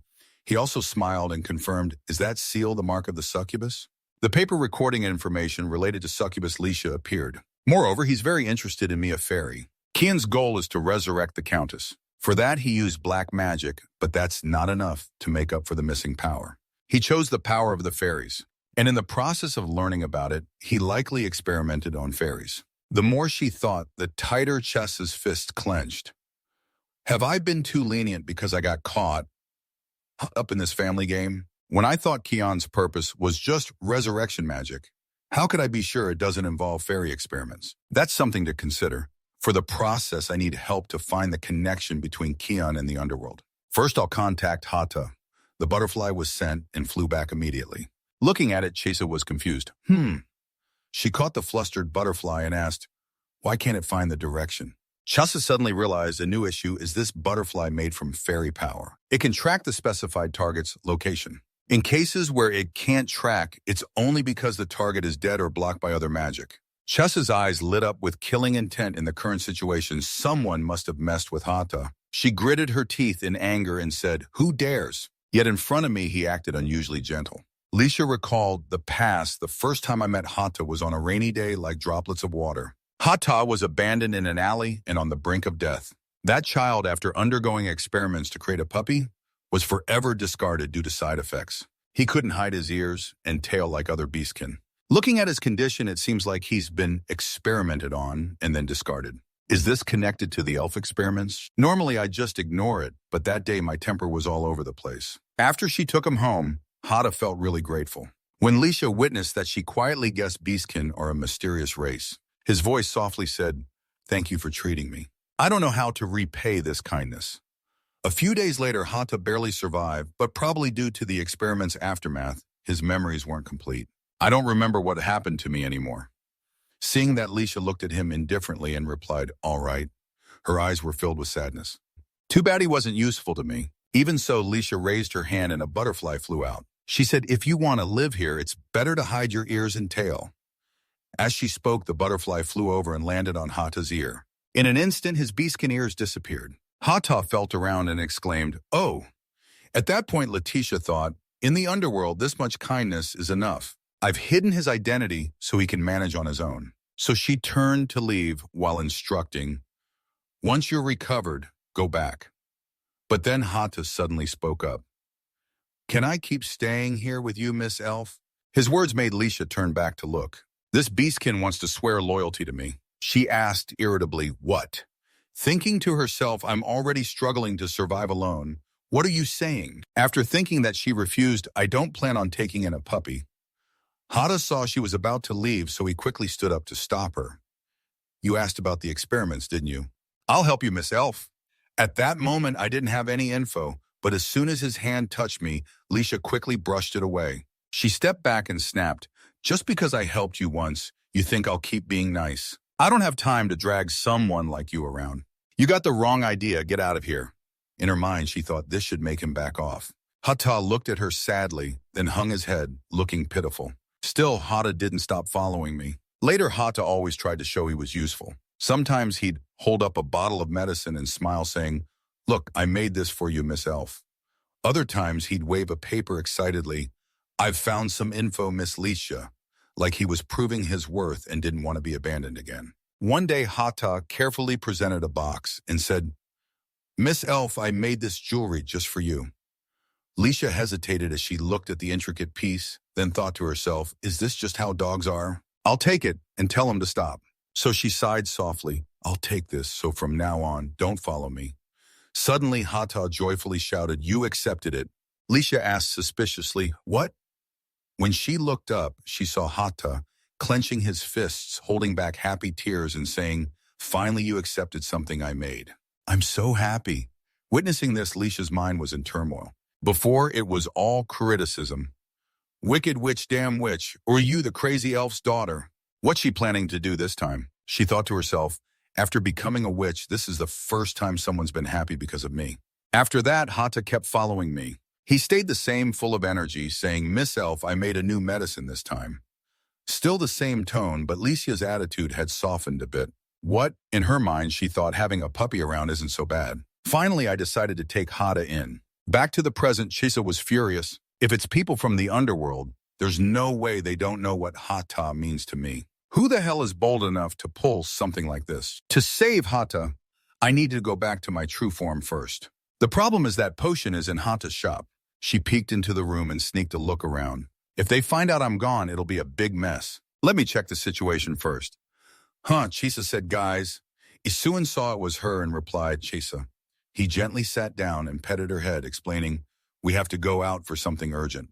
We'll play together when we get back." "Okay, Kaha." From behind, someone urged, "Hurry up, we have to go." Hearing that, Isuan replied, "Got it." Then he said to her, "Right, we're heading out." His eyes sadly watched them leave. But in her heart, she thought, "Oh, perfect timing." Right after Lisha used teleportation magic to get to Hata's place. As soon as she arrived, she was confused. What is this? Seeing the mess everywhere, Lisha thought, why is Hata's shop so chaotic? The money and stuff are still here, so it wasn't a robbery. Damn it. She suddenly remembered when she first saw this place, Hata had exclaimed in surprise, "This shop is for me, Lisha." Back then she laughed and replied, "Yes, you're so handy, don't waste it. If you're going to do it right." Hearing that, Hata hugged her and sobbed, "Miss Lisha, I'll turn this into the best hat shop from now on." This shop is Hata's biggest treasure. Now everything was a total mess. Lisha picked up a hat in her hand, feeling troubled. Hata's precious shop has turned into this. I'll make them pay for this miserably. I'll make them pay for this miserably. Wait for me. Hata, I'll come save you. As soon as Lisha opened the mechanism, she ran down the stairs to the secret room. It was full of everything she needed. Lisha searched while mumbling, "Growth potion, the one that makes your body grow for real." She touched the red bottle and wondered, is this it? To make it easy to find, Hata had noted on the bottle, "Potion for the little elf girl." Lisha saw the note and frowned. What's with the heart? Suddenly a noise came from outside. Someone stepped into the shop and shouted, "What the heck is this, Kaha?" Looking around, he wondered, did the shop get robbed? Hearing that, Lisha recognized it was Kaha's voice. Kaha's voice continued, "What's left to take now?"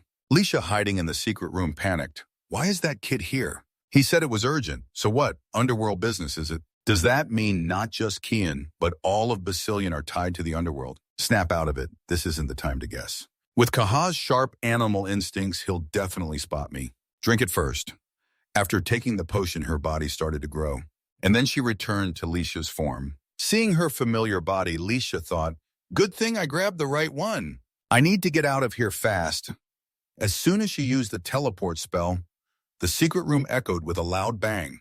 Kaha had sniffed it out and slashed the door open with his sword to enter the room. He sheathed his sword and curiously said, "A clothing shop with a secret space. Why does it smell like that little kid?" Yeah, Kaha spotted a bottle rolling on the floor. He walked over and picked it up. What's this? Potion for the little elf girl. Meanwhile, in the underworld, something earth-shattering was happening. There were loud shouts mixed with blood, everything in chaos. Terrified faces screamed, "The witch!" Wait, isn't she supposed to be dead? Suddenly, Lisha angrily shouted, "Who touched Hata?" Covered in blood, as she stepped out, the investigation results on Hata's whereabouts in the underworld. I found out that while I was infiltrating Basilian, the Holy Knight caused chaos in the underworld. And the Holy Knight's actions matched the time Hata went missing. It's likely the Holy Knight captured Hata as bait to lure me, who's been missing out. So I have no choice but to throw out the bait and make them come crawling out. That's why Lisha swung her axe wildly at everything in her way.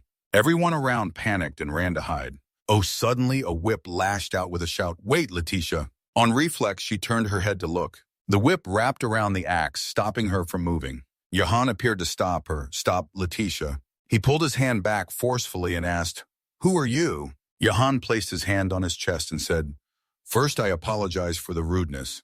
I'm Jahan, a subordinate of the master. I've been ordered by the master to escort Miss Licia here." Hearing his identity, Licia frowned. Jahan, the master's executioner. Damn it, why is that master getting involved now? The master, few know his true identity with power rivaling a holy knight, and he calls the executioner his subordinate. The master whose true identity few know has power rivaling the holy knight and calls the executioner his subordinate. The true ruler of the underworld. The underworld was originally territory of the Great Palin Empire. However, it unexpectedly got hit with a curse that made the land barren, with no life at all. Later, people who couldn't fit into normal society gathered in this abandoned area. With the master's intervention through generations, a massive underground economy quickly formed. Eventually, the underworld became a neutral zone, a trading hub for dark forces across the continent. And only the master can maintain order here. At that, Licia thought in confusion, "That's what I know. Why is the master who always stays on the sidelines coming to me now?" Jahan saw she wasn't saying anything, so he spoke up. "If that's okay, I'll show you the way now." No, Licia firmly refused. "Finding my dog is the top priority." Jahan continued, "That's related." Hearing that, her face darkened. "Are you saying the master knows Hata's whereabouts?"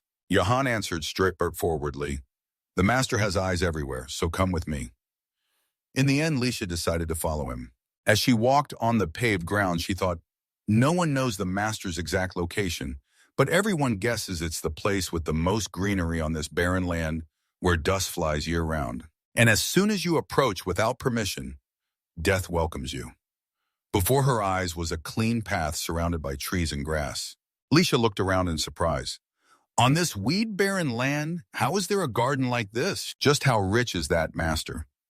Then she was led into a room with just a simple table and chairs. Jahan stood at the door and said, "Miss, please speak with him." At that moment, Licia stared at the area behind the table and curiously asked, "Is the master behind that curtain?" Suddenly, a deep voice rang out, "Which Licia? This is our first direct meeting." As she entered the room, she thought, just being in the same space, I already feel heavy pressure. But I can't waver. After approaching the curtain, that mysterious voice spoke again. "Do you know your actions have given everyone a headache?" Letitia said with disgust. "Skip the intro, get to the point." The other side paused briefly before saying, "You know the Holy Knights have been causing trouble in the underworld lately, right? As you saw, if it's heresy, even the Holy Nation doesn't interfere. That's the unwritten rule. But the current situation is unprecedented." Hearing that, Letitia interrupted. "Among the Holy Knights causing chaos here." So the other person continued, "Among the Holy Knights causing chaos here is a high-ranking knight connected to you." Letitia exclaimed in surprise, "What?" Her mind flashed with an image. "Among the high-ranking Holy Knights, only one is connected to me. A familiar figure twice." At that moment, Letitia crossed her arms and fell into thought. "I've wondered who the bold one was that broke the unspoken rules. Why is it Hylan? Anyway, let's probe the master. Maybe I'll get some useful info." After thinking, she said, "Is that so? I haven't heard the details, so I don't know." The master laughed, "Ha ha. Don't tell me you don't know about the mark you left in a hidden spot on that holy night." Hearing that, Licia froze. It was twice, but she still argued, "I'm not sure, but you know the exact location of the mark. Seems like the master has a hobby of stripping holy knights." The voice from behind the curtain suddenly cut in, "Which I quite like you. I want you to live long and cause more interesting trouble in the underworld. So don't get too curious about me." Licia shot back irritably, "Don't order me around." The voice replied gently, "Not an order, just advice." She frowned and said, "Yeah, sure it is. As long as I deal with that holy knight right. If we're done talking, I'll go find my dog." The voice said, "All right, hope you handle it well so I don't have to call you again." As soon as she left, Jahan said, "I'll show you out." But she refused. "No need, I don't have time for that. The one who kidnapped Hanhata is probably those two." Afterward, Licia used her magic while thinking, "Since I left a mark on Highland, I can use it to teleport straight there." As soon as she arrived, she widened her eyes in shock, seeing Hata lying on the floor tied up tightly and couldn't hold back a shout. "Hata!" On the side, Hylan mocked, "You're digging your own grave just for a beastkin dog." Indeed, Hylan was the one who kidnapped Hata. Licia was furious. "You've crossed the line this time. What's your reason for this?" Hyland calmly repeated reason. Reason that night the full moon was high just like tonight. You still remember, right, witch?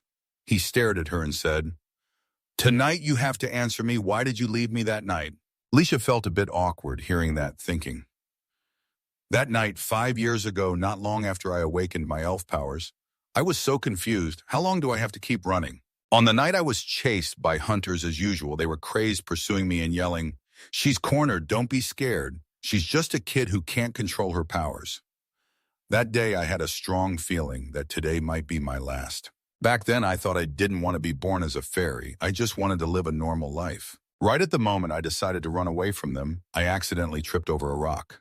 She fell to the ground and had no strength left to get up. The hunters saw that and shouted, Right now, quickly catch her. Her whole body was shaking violently. Tears kept falling, and she was panting. Am I going to die meaninglessly like this? Suddenly, something in front of her eyes made her snap out of it, like seeing the light of her life. A young guy who had just finished sword practice spotted her. His eyes were as pure as the sea and the sky. Looking at him, I suddenly thought about him. He had an otherworldly holiness about him. If death is my fate, I'd rather die by his hand. At least my body won't be dishonored. Thinking that, Letitia struggled to beg, Please kill me. In a strange room, Letitia woke up with a start. She looked at her hands, still shaking uncontrollably, and wondered when she had passed out. Am I still alive? She pulled back the thin blanket over her and looked at her legs. Her legs were bandaged. She thought she was done for, or maybe captured alive. The more she thought about it, the more afraid she became. Her whole body kept shaking, and tears just streamed out. Living like this is no different from being dead. Of course, death is scary, but a life that doesn't belong anywhere, always on the run, just to survive, is that even worth it? It would have been better to die right then. Suddenly the door opened. She jumped in fear. Letitia looked at the door with fear mixed with hatred, thinking of the hunters. Hunters, but outside was Hyland. Carrying a tray of food for her. In her hand, she held a sharp lampstand ready to fight anyone who came close. But when she saw him, she was totally surprised. Why is he here? Is he with the hunters? Seeing how on guard she was, Hyland calmly set the food down and said, You must be hungry. Eat something. Her whole body was still shaking as she fearfully asked, Are you with those people? He just sighed softly and said no. He just sighed softly and confirmed no. Then Hyland gently picked up a piece of bread and said, Here, the food is safe. He ate some first to make her trust him. Afterward, he reassured her, You can relax. We've gotten pretty far away, so for now, don't worry. Letitia lowered her eyes full of fear. Can I trust him? All this time, my trust has been betrayed. But hearing Hyland say eat slowly, she wondered, trusting one more time should be okay, right? She quickly took the bread and ate it ravenously, crying pitifully as she did, sob. Wah! Hyland sat beside her without saying a word. He just sat there quietly, as if to encourage her. Count Rudin saw the situation getting tense and jumped in, shouting, Watch your words and actions. Count Basilian, this is a first-class holy night. After a while, Letitia had eaten all the food that he brought. Then she sat on the bed, her face red with embarrassment, and unconsciously cried in front of a stranger. How embarrassing. How long do I have to keep repeating this miserable life? Seeing her desperate appearance, Hyland felt a bit sympathetic and didn't know what to say. Then he suggested, Today is a great day for moon watching. She looked at him a little confused. That moon was so beautiful, it gave me chills. I could gaze at it and appreciate the moon's beauty only because I'm still alive. Then suddenly she said, Was it you who saved me? He softly replied, Yeah. Afterwards, she gently said, Thank you for helping me. Right then, Hyland was probably touched by her smile. He blushed and turned away, saying, I don't know what happened. I won't hurt you, so relax because I'm a trainee knight of the Holy Kingdom. She heard that and was startled. Isn't the Holy Kingdom the place that shows no mercy to heretics? He packed up and said, Get some rest. Letitia thought to herself, He still doesn't know I'm a fairy. I have to escape before he finds out. If he knows I'm a fairy, who knows what worse things I might face? She thought I have to escape quickly, but my body has no strength left. Seeing how exhausted she looked, Hyland was a bit confused. He gently came over and covered her with a blanket. She shyly said, What are you doing? He gently told her, Just sleep, I won't hurt you. Your eyes are barely staying open. So Letitia heard that and slowly closed her eyes. Escaping in this state would just get me caught anyway. He hasn't figured me out yet, so I'll rest to get my strength back. I'll sleep a bit and leave tomorrow. And that night, Hyland sat beside her, watching over her. But my plan to escape before Hyland woke up was ruined by my sudden fever. He had to stay by her side and take care of her. After being cared for all day, I finally regained my strength. Hylan asked, "Are you feeling better?" Letitia softly replied, "Yeah." She thought to herself, now I owe him even more. Forget about escaping. Suddenly she asked, "But why did you help me?" He closed his eyes slightly and answered, "Does helping someone need a reason?" Suddenly he said, "Hyland." She didn't get what he meant and asked, "What?" He said, "Bah, I'm Hyland. That's all you need to know." Then Letitia realized, your name. She wondered, should I tell him mine? He's human. He could become my enemy someday. Still, he's the one who saved me. Sharing my name should be fine. Thinking that she was about to say her name, my name is... But suddenly a noise from outside cut off the conversation. Letitia went to the window and looked down. That sound, is it from the slave hunters? Have they found our trail? Damn it, why did I have to get a fever at a time like this? Hylan asked, "Are those the people who did this to you?" Letitia answered, "Yeah, the slave hunters. You should leave me and run." He surprisingly said, "Why should I do that?" That statement shocked her. "Aren't you scared? If they find out you're hiding me, they won't let you off easy. Besides, there are 10 of them. Even if we run right now, we'd be in danger." Suddenly, Hylan said, "Not 10 anymore. I took care of half of them yesterday." She was stunned to hear that he handled the hunters. "I'm someone with fairy powers, and even I couldn't beat them. And he's just a trainee knight facing them without a scratch." As she was thinking, Hylan added, "So you don't need to worry." And Letitia still looked out the window saying, "If that's true, that's great. But even though you're helping me, I have nothing to repay you with." Hearing that, Hylan was silent for a moment. Then he drew his sword and said, "I don't need you to repay me. I'll be back soon, wait for me." With that, he went out, leaving Letitia there confused and bewildered. She thought, not only did he save me, but he's risking his life for me too. He said he doesn't need repayment, but is he going to be okay like this? But if I want to escape, this is the chance. If what Hylan said is true, he'll survive. After all, he's on his way to becoming a holy knight. Getting involved with a fairy like me won't do him any good, because we're two beings that can't get close. Instead of bringing danger to each other, me leaving is the right choice. Hylan continued, "It's a full moon." Hearing that, Letitia glanced up at the moon outside the window, feeling a bit surprised. "Oh, it's been so long since I've looked up at the sky." Thinking about that, she turned back to look at the room one last time with so much regret. Letitia whispered to herself, "That's right, I'm not wrong." That room was now completely empty. After surviving thanks to Hylan's help and ending years of fleeing, I finally gained full control over my fairy powers. A ruthless yet beautiful fairy like a rose in bloom. A ruthless but beautiful fairy like a rose. My bad reputation spread everywhere, and at some point, the world called me the Enchantress. I lived freely swinging my blade as I pleased. But sometimes I wondered, how's that boy from that night doing? Is he still alive? Has he become an official holy knight yet? Does he know I'm a fairy? If he does he regret saving me? Does he feel betrayed that I left him and ran away? Does he want to kill me now? Those questions always lingered in my mind. And my curious nature made me wish that before I die, I could see that young man who helped me even just once. But our reunion as enemies on opposite paths wasn't romantic at all. It was just about wanting to kill each other. Back to the present, after waiting a long time without an answer, Hylan asked, "Why aren't you answering?" "You can't answer this time either." Letitia calmly replied, "That's in the past. No matter what I say, it won't change the fact that I ran away then." The noble inquisitor stirring up the underworld just to provoke me. Hearing that, he suddenly said, "So why did you suddenly disappear lately?" And Letitia was a bit surprised by the question. I thought kidnapping Hata would end everything. Why ask something unrelated? Thinking that she responded, "That's my..." But as she said that, Letitia suddenly covered her own mouth. She panicked inside, "What's going on? Something's wrong with my body. This itchy feeling like I need to sneeze, it's like the first time I turned into a child." She looked at her glowing hand and wondered what the heck is happening. Am I about to turn into a child again? I already took the medicine to turn back to normal. Why is it not working now? Right now, absolutely not. If I turn back into a child here, Hylan will find out I was pretending. In a panic, Letitia raised her hand and used her magic. I can't accept this humiliation. The magic freed Hata from the chains around him. Suddenly, petals blocked Hylan's view. At that moment, Letitia had transformed into Chesa. She created the petals to distract him while thinking retreat to the illusion realm. After Hata got free, he rushed to her and yelled, "Miss Letitia!" Chesa wiped the sweat from her forehead and thought, "Whew, that was close to a disaster. Hurry and enter the illusion realm and turn back to my real form." Her body gradually grew back. Letitia placed her hand on her chest and calculated, if the illusion realm disappears, I'll turn back into a child. A chain suddenly pierced through the flowers. I have to settle this inside here no matter what. A chain suddenly pierced through the flowers. Hyland quickly chased after her and said, I don't know what you're thinking, but you're not getting away today, Enchantress. Letitia crossed her arms and thought, this is getting complicated. Suddenly, Hot Top peeked out from behind her and shouted, You annoying white-haired guy, don't bully Miss Letitia. Seeing that, Letitia turned and gently patted his head. It's okay, Hata. I have a way. Hata looked at her worriedly.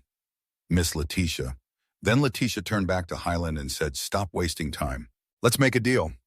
How about it? I'll return the holy relic you've been searching for. Our business ends here, and we go our separate ways. As she said that, she pulled out a spear and slammed it on the ground. Rubius's spear, which I got as a trophy after defeating the Holy Knight's captain. The Holy King tried everything to get back the relic, but couldn't find the one I hid in my illusion realm. Sometimes I use it to tease the Holy Knights. Letitia looked up at him and demanded, Take the spear and leave the underworld immediately. Bring it back. At least you'll have a reason to be forgiven. If not, I'll smash this relic to dust. Saying that, she thought not only dragging the Holy Knights into the underworld mess, but also letting the relic get destroyed. Even for you, it's hard to escape punishment. You have to accept this deal. Hyland opened his mouth like he wanted to say something, but after a moment he stayed silent. Yeah, Letitia noticed and asked, Why so quiet? Yeah, it's weird. He said you always solve things with force, but now you're doing something out of character. You're even rushing to handle this. It's strange. Hearing that, Letitia was surprised. Yeah, he stepped closer and asked, Someone else is after you, right? Only I get to capture you. Letitia turned away and replied, I'm just not in the mood for this.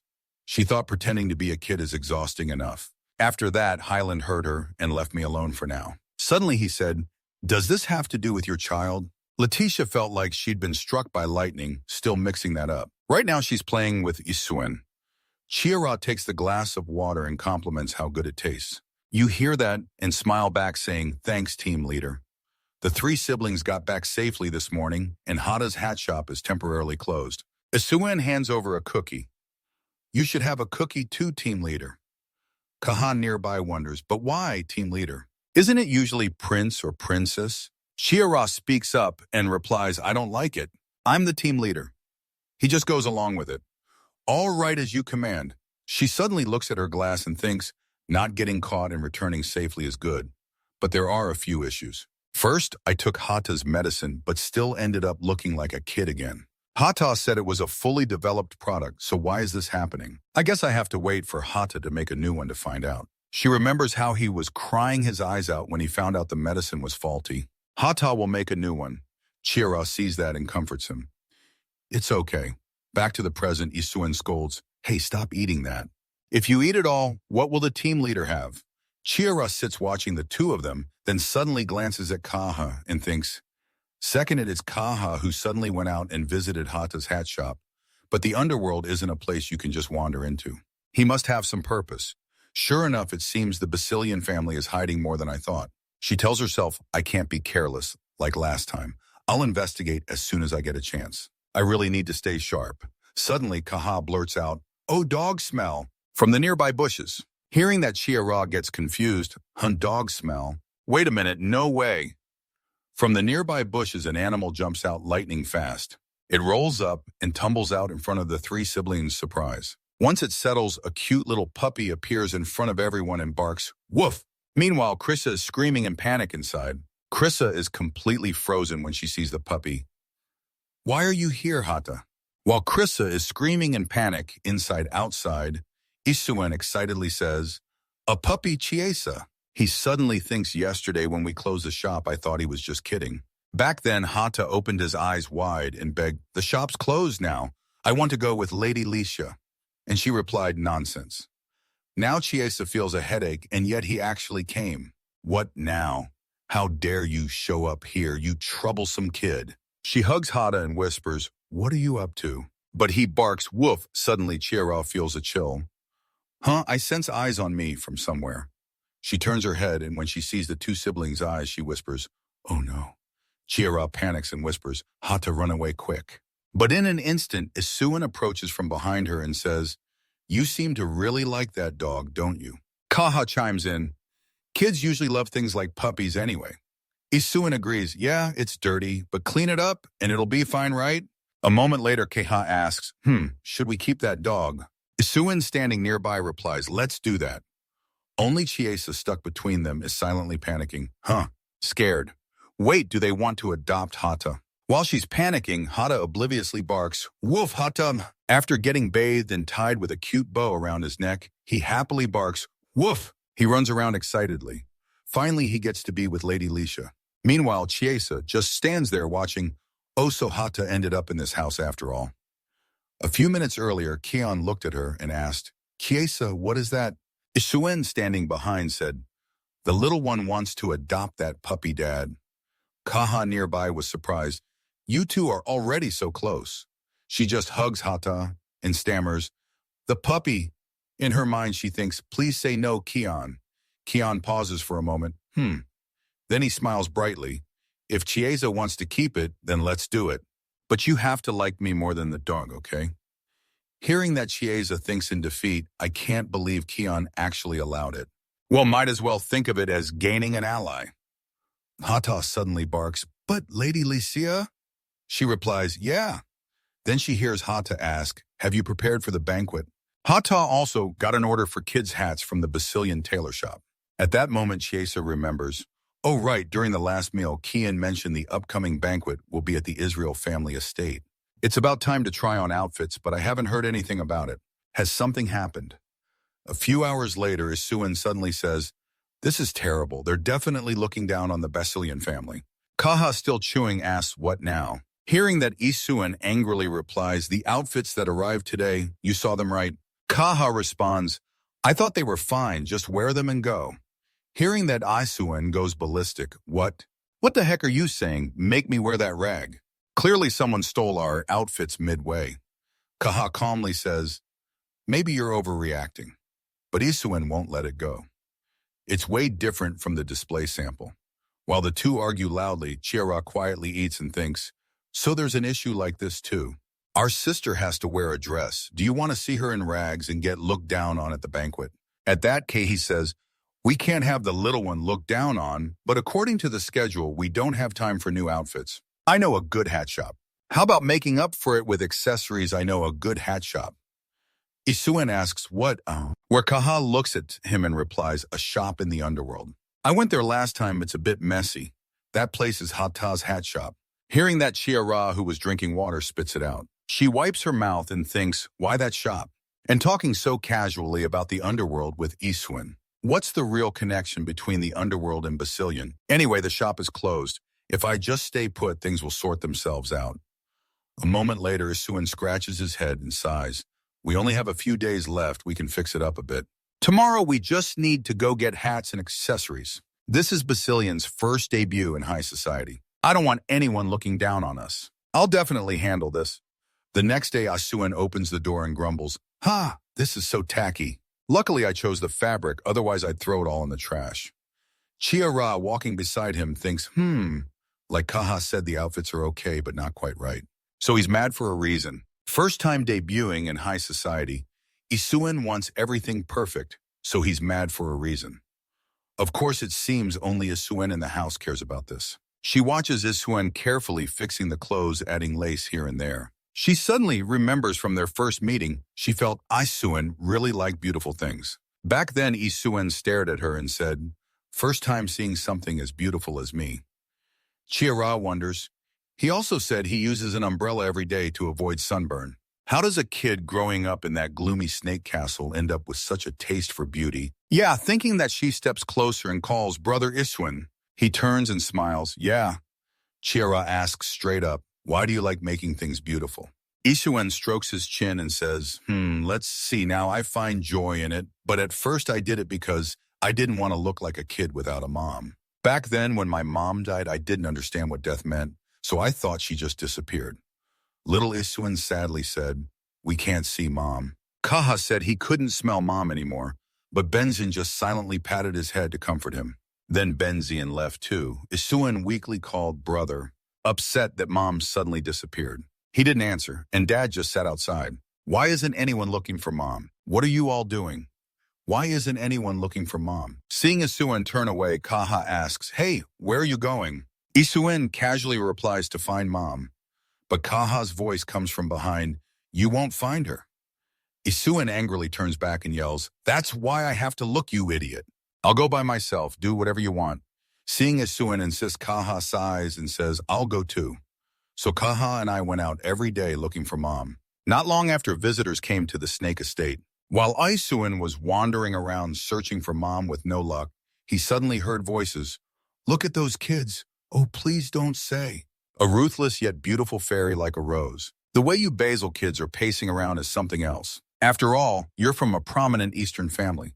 It seems they don't know the meaning of shame. It's because they don't have a mother that they're like this. It's because they don't have a mother that they're like this. After hearing that, Isuen repeats in his mind, that's why they're like that, no mom. He looks at his reflection in the window frame. Then he softly says, ah. Suddenly Kaha appears and asks, hey, why do you look so spaced out? Aren't you looking for mom? Isuen suddenly bursts into tears. Ah, sob. He squats down and shouts, no, it's not because I don't have a mom. Hey, Kaha sees that and panics. Hey, what's suddenly wrong with you? Isuen trembles and says, I do have a mom. I hate you all. Sob. Isuen thinks, that's why later on I never wanted anyone to look down on me or my family. After telling Chessa, Isuen concludes, so basically that's why I care about making things beautiful. Simpler than you thought, huh? At first it was just a sense of duty, but not anymore. Once I started paying attention, I found it interesting. Now Chia-Ra is part of our family too. I want you to wear the most beautiful dress. He pokes her cheek and assures, so don't worry and trust me. This is the first time I've told this story. I haven't even told Kaha. This is our secret, okay? This is our secret, okay? A moment later, Chia-Ra says, I'll go back to my room. Isuen asks, why not in the mood to talk anymore? She hesitates. I'm just tired, so I'll go to bed early. Hearing that, he says, all right, I'll walk you back. Good night, sister. After he leaves, Chia-Ra sits on the bed and falls into thought. Behind every interest, there's a whole story. Suddenly, she blurts out to Chi, I feel so restless right now. Suddenly, she blurts out to Chi, I feel so restless right now. Suddenly, Hata says, Lady Lasha, something's off about you. Chia-Ra asks, what? Then Hata says, the kid's hat I delivered isn't there. I put a lot of effort into it because I thought about who would wear it.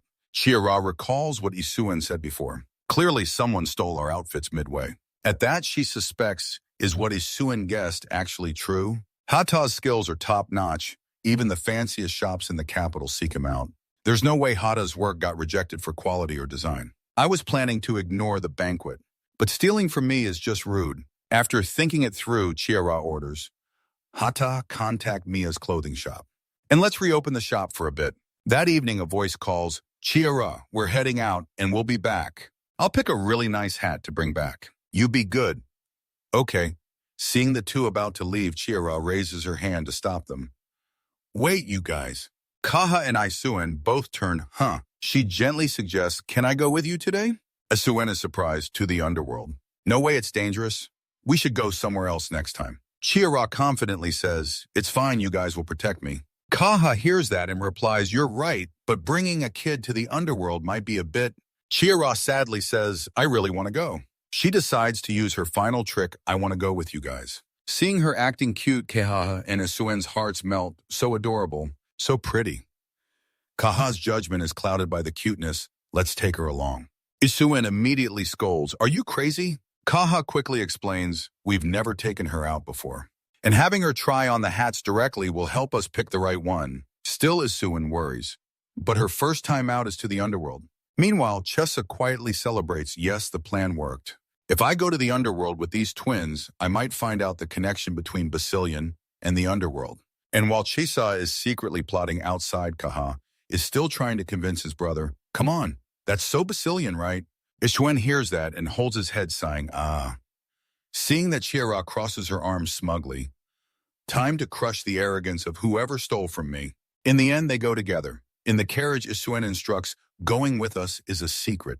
You got that? Kaha adds, don't tell anyone at all. Chia-Ra nods, yes.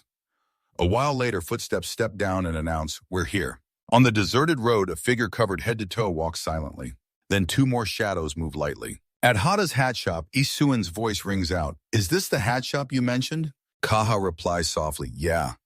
At that, Isuen holding Chiara says, "From the outside, it looks like the most ordinary shop in the underworld. But the accessories are pretty nice."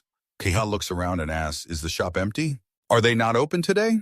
Suddenly, Hata appears and says, "Welcome customers." Seeing that, Keha asks, "Oh, are you the owner?" Hata laughed and replied, "Yes, feel free to browse, sir." Chiara saw Keha sniffing intently and thought, he probably doesn't notice Hata is the puppy from home, right? To be safe, I used my fairy powers to mask Hata's scent. But suddenly, Keha realized something. You look like a dog." Isuen saw his brother being rude and yelled, "Hey!" Keha spoke up to explain, "I don't know why, but it looks a lot like the dog at home." Isuen angrily raised his fist. "You're right. I don't know why, but it looks a lot like the dog at home. But if people hear that it's awkward, so just keep your mouth shut for once." Chiara sighed. Those kids really have sharp eyes." Then Isuen piped up, "Anyway, shopkeeper, do you have hats for grown gentlemen, teenagers, and accessories for kids?" Hearing that, Hata immediately replied, "Yes, of course. I have hats for babies and accessories too. Would you like to try them on directly?" Isuen looked at Chiara with interest. In that case." And then each hat was placed on her head. Isuen saw her wearing each one and kept praising, "So pretty." Keha did the same. "It suits you really well, kiddo." Hata couldn't hold back either. "So adorable. Since the baby is already beautiful, everything looks good on her."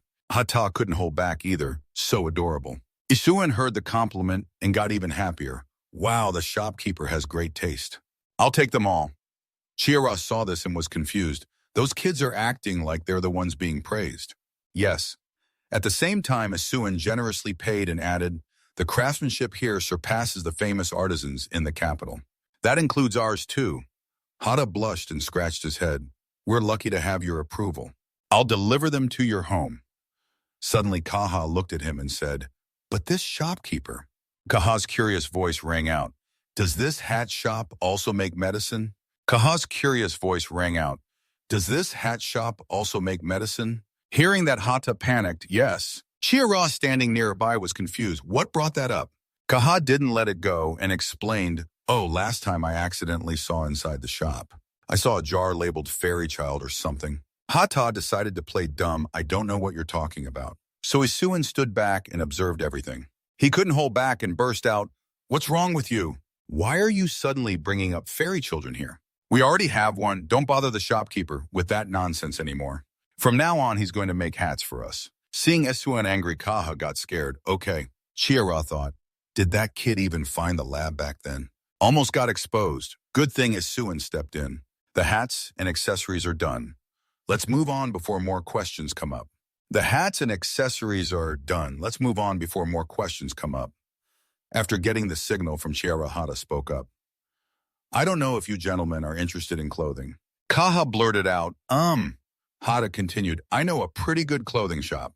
Hearing that, Isuen's eyes lit up. "A clothing shop?" "Yes." Hata replied, "Yes, it's called Mia's Clothing Shop. If you gentlemen like, I'll give you directions." Isuen said, "Perfect, getting a recommendation from a shopkeeper with good taste means we have to go." Chiara heard that and thought smugly, "Out of all the shops I know, Mia's is the best." Soon after, they headed to Mia's Clothing Shop. As soon as they stepped in, teasing voice rang out, "Noble kids showing up at an underground world clothing shop." Innocent little ones probably don't know how scary this place is. "In the name of the underground world, I won't let you off." Chiara was used to this kind of situation. She thought Mia's shop owner is not normal. Always acts like some weirdo. She recalled Mia's embarrassed look. "I'll make you kids taste the brutality of the underground world." In moments like that, Chiara just wanted to cover her face. Acting like a beast person when you're human, it's unbearable. Sure enough, both Keha and Isuen agreed. "She looks like she's out of her mind. Let's just leave." As soon as they said that, Mia took off her fake cat ears and said, "How rude." So Isuen, who was about to leave, turned back and said, "Even so, the craftsmanship here looks pretty good." "What do you think?" Chiara replied when he asked. "I like it." So Isuen turned to Mia and said, "I want to order party outfits. In 5 days, we don't have time for new ones. Can you alter old clothes?" Mia hesitated after hearing that. 5 days is a bit tight. "However, let me see your faces, gentlemen." Isuen wondered out of the blue, but okay. With that, all three took off their hoods to reveal their beautiful faces. Even Mia couldn't resist. "Oh my gosh, what kind of insane beauty is this? So adorable, everyone's gorgeous. You should have taken off the hoods earlier. This is getting my spirit fired up." It's a bit rushed, but I'll definitely finish by morning that day. The design will be like this. This style will suit you, sir. Kaha was listening intently when he suddenly sensed someone watching. He turned to look but saw no one. Kaha muttered, was I wrong? A little later, Mia's voice rang out. You handsome gentleman, be careful on your way back. Isuan happily stepped out of the shop. Wow, what a great outing. Before our big brother finds out, let's head back now. Suddenly, Kaha sensed danger. He quickly swung his sword and blocked it in front of the two. Isuan turned around and looked down. This is a metal net. A shadowy figure nearby said, what the? That brat cut the net with just a sword. What are you doing? Shoot him now. No, if he gets hit, the goods will be ruined. A shadowy figure on Isuan sighed quietly. The two girls thought, no wonder it was too quiet. This is more like the underground world. The underground world is where scum gathers anyway. Right then, three ugly guys approached laughing mockingly. Hit the jackpot. It's been a while since a big score. Kids wandering in a place like this getting into trouble is par for the course. One of them said, where are you cute young masters from? If we sell you at the slave market, I'll set a high price. Hearing that Chesa guessed they were slave hunters. The notorious ones who hunt mystical races. The ones after humans are just amateurs. Kaha can handle this level. Suddenly, Isuan angrily said, finally got to go out with my sister, and now this hassle. He told Kaha, don't get any blood on her. There's a girl here. Kaha immediately responded. Then he raised his sword. After getting ready, he said, kiddo, close your eyes. Seeing how confident he was, the hunters got scared. But the one with the bow yelled, snap out of it. He's just a kid.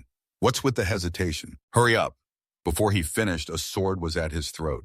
In an instant, Kaha had closed in on him. The one with the bow panicked, Kaha raised his other sword to stab down. Suddenly a voice stopped him. Stop. Hurried footsteps approached.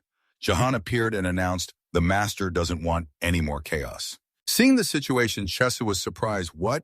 Why is Jahan here? It's just a minor thing.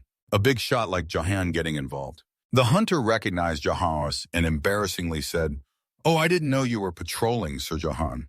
We got a bit greedy. We probably made noise and bothered you. So let's go. Please put in a good word with the master for us. Hyland continued, because it's a full moon. Hearing those words, Letitia gently looked up at the moon outside the window, and she was a bit surprised. Oh, I haven't looked up at the sky in so long. Seeing everything was settled, Jahan sighed softly. Then he looked at Kehei and said, I told you that if you cause a commotion, you'll get in trouble. But they attacked first. On this side, Isuan and Chess were listening attentively. Jahan exclaimed, if only the two of you had come, it wouldn't be a big deal. But there's someone with you. This time it won't be let go easily. At that moment, Chester realized, what?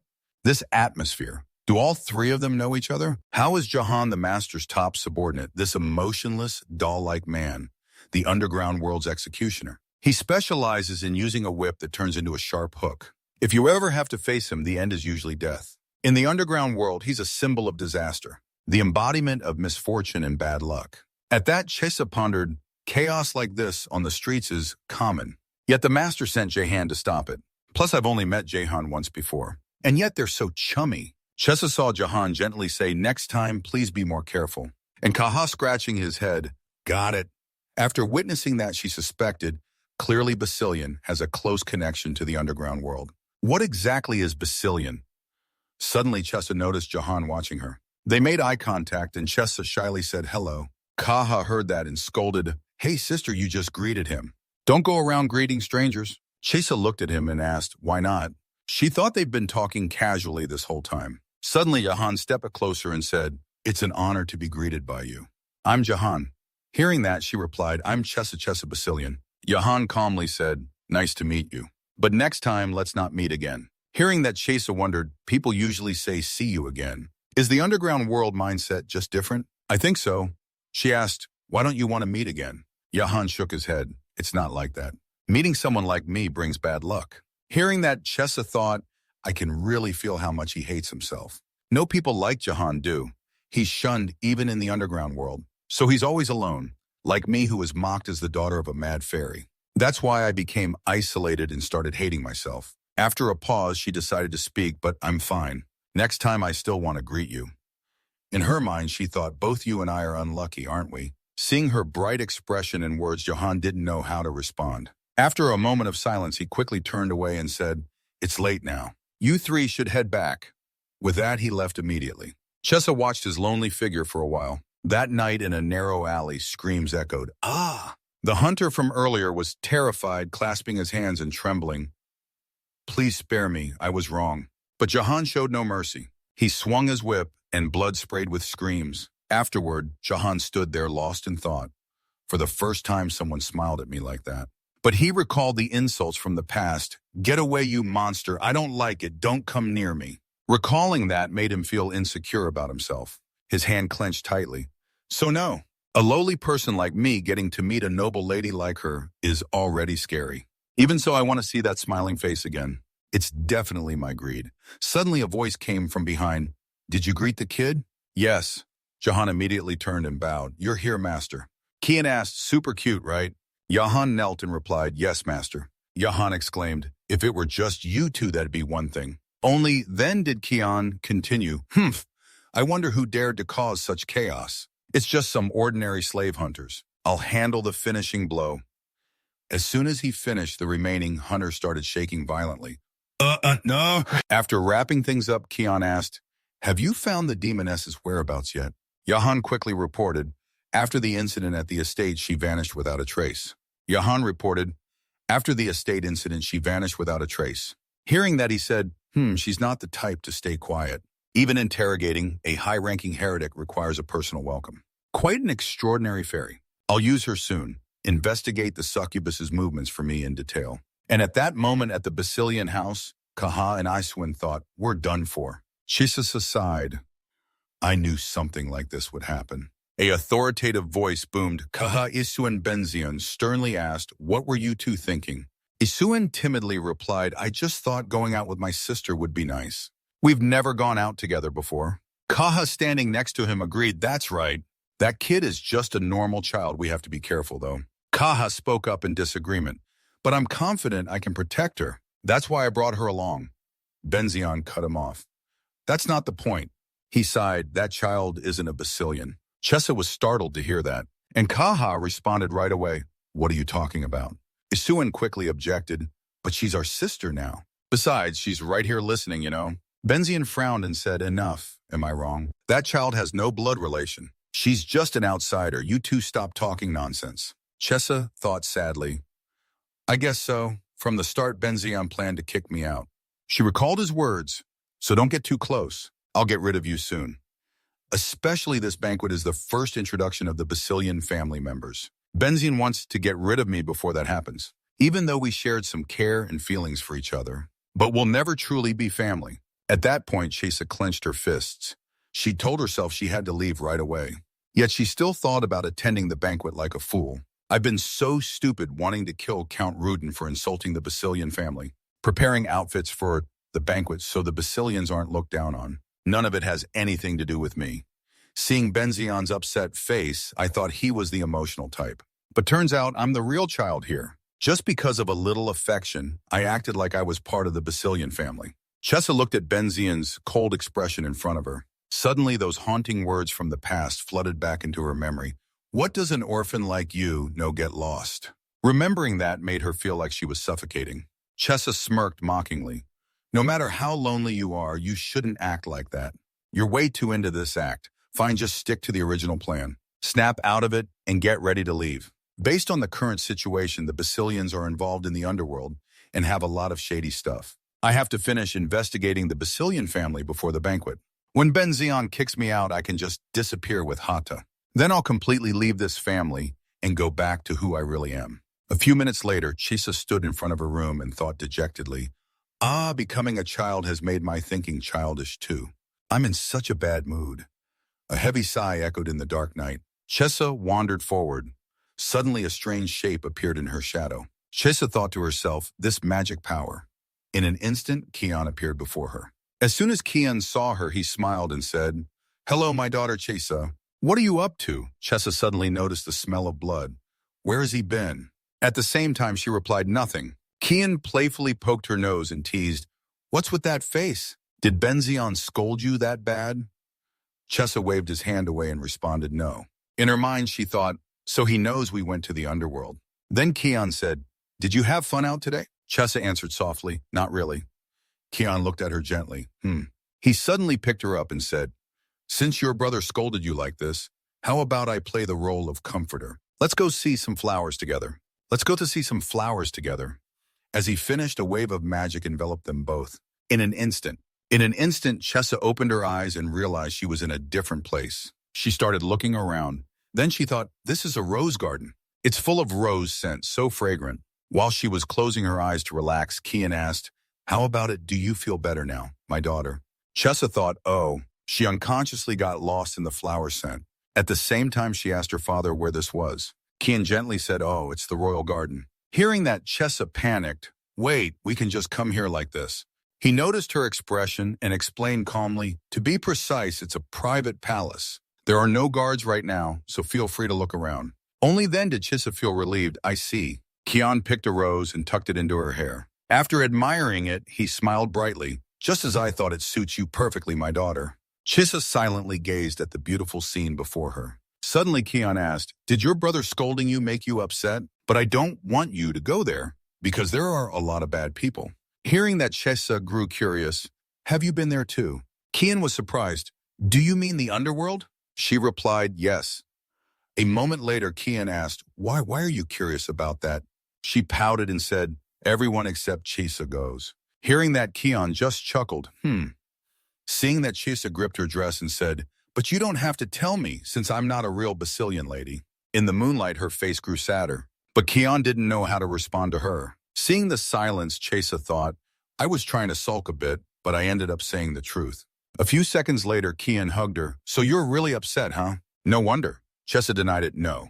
After thinking, he warned, so this is just between you and me. As he leaned in and whispered in her ear, your brothers are helping me, right? It's nothing dangerous, so don't worry. Actually, I'm doing some work in the underworld. To be exact, it's management work, taking care of the people there, just like taking care of you. Hearing that, Chissa was shocked. All the pieces fit. Kian gets reports about the demoness and knows information only underworld people would know. And the master knows about my mark. She remembered the master's words, the mark you left in a hidden spot on that holy night. You're not going to say you don't know that, right? The day Kian and the three brothers left the estate for something important was when the underworld was in danger. Because twice when they went with me, I realized it wasn't their first time in the underworld. Even Jahan, the master's subordinate, was unusually respectful to the twins. After piecing it together, Chessa started trembling as she thought, there's no way is Kian the master. That means the person I've been deceiving all this time is the master of the underworld. I'm done for. If the master wants me dead, it's easy. Before I'm found out, I have to run away from here. Back in her room, Chessa worried deeply. It's true, the person I've been fooling with this childlike appearance is the master. If I'm caught, I'm as good as dead. Besides, the underworld is the only safe haven I thought I had. If even that's against me, I really have nowhere to go. Right, Ben Zion's plan is to kick me out before the banquet. I'll use that to escape. Suddenly, Hata ran up and exclaimed, Miss Lisha, I've finished the hat and come back. Chessa, with dark circles under her eyes, looked at him and said gravely, Hata. Hata was startled. Recalling after Chessa announced we have to run away, he was even more shocked. What? The next morning at the Basilian estate, a voice rang out, good, that's enough dancing practice. Now we'll start with etiquette lessons. Chessa sneaked to the door to observe and thought, perfect, they're in the middle of class, the twins won't notice me. I have to wipe out all the info before leaving. Last night I searched the entire estate and castle.